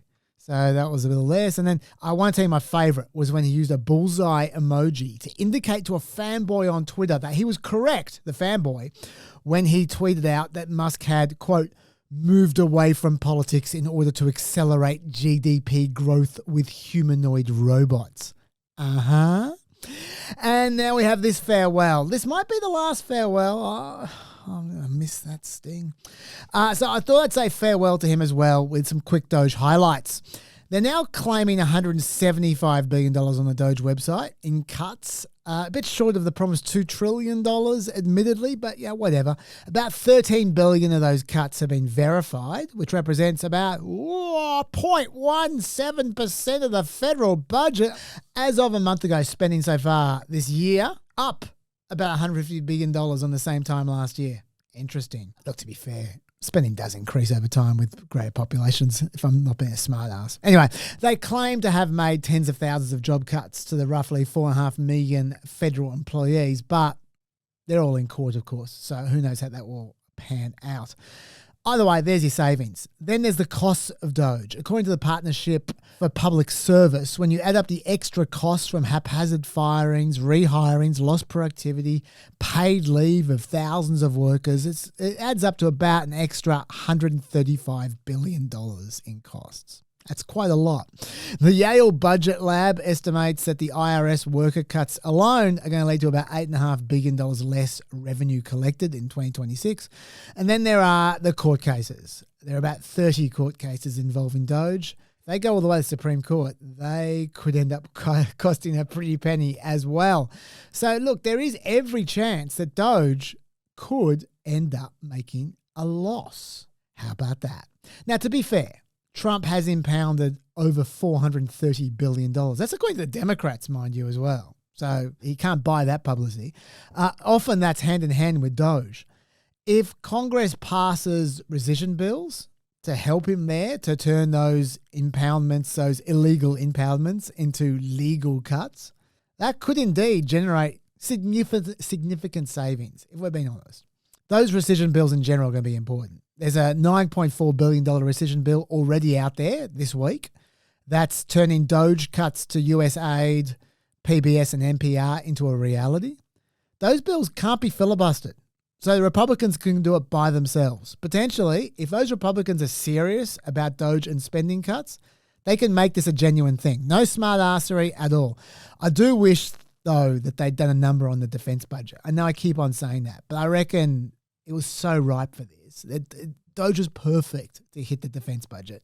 I reckon the Democrats should do that if they get a chance when they're in power. It'd be good politics and good governance. But, I know you're all Peppers Democrats, so just make note. What about research costs? We're talking cuts to Alzheimer's disease, women's health, cancer, diabetes. You know what? I don't have the time. A lot of things. What about the cost to agencies? Doge under Elon did a lot of messing with agencies in ways we're probably never going to know. Just one example that came to light. The Social Security Administration tends to do a lot of business by phone. Old people like using the phone. We all know that. But Doge came in and they tried to shut down the phone helpline to be more efficient. They said 40% of phone calls into Social Security centres were fraud. But in this case, someone got them to build a tool to actually track it before they turned the agency upside down. Turned out the 40% fraud was actually 0.0018%. By the way, that tool slowed call processing down markedly, so then they got rid of it. This is one of those rare times that someone actually forced Doge to pause before implementing one of their patented, quote, solutions. There's going to be many other agencies where we'll never know what they messed up. What about the public relation costs? They could be significant. There's a freedom of information application out there for Doge at the moment. The administration's trying to get the Supreme Court to block it because they say Doge only provides advice to the president and federal agency officials, has no independent decision-making authority, so it's not covered by freedom of information. Judge Chris Cooper completely rejected that. He said there are strong indications that Doge was actually directing cuts and layoffs at numerous federal agencies, which they obviously were. Assuming the Supreme Court agrees with reality, this could provide material for a regular Christmas tree of scandals later on this year. Stay tuned. What about the Tesla costs? They were substantial. Tesla sales for the first 4 months of the year dropped 47% in Europe from 2024 to 2025 across 32 countries. To put that in context, sales for other electric car companies rose by 28% over the same period. Musk denies that. He says it's fine. Yeah, we'll see. Last word. I'm going to leave it to a bitchy senior Trump official who clearly did not enjoy Elon's company at all. I'm going to read this out because to me, it reads completely true. Quote, I've been in the same room with Elon and he always tries to be funny and he's not funny. Like at all. He makes these jokes and little asides and smiles and then looks almost hurt if you don't lap up his humour. I keep using the word annoying. A lot of people who have to deal with him do. But the word doesn't do the situation justice. Elon just thinks he's smarter than everyone else in the room and acts like it, even when it's clear he doesn't know what he's talking about. Farewell, Elon, and farewell, Peppers. We'll see you next week. Till then, stay peppy.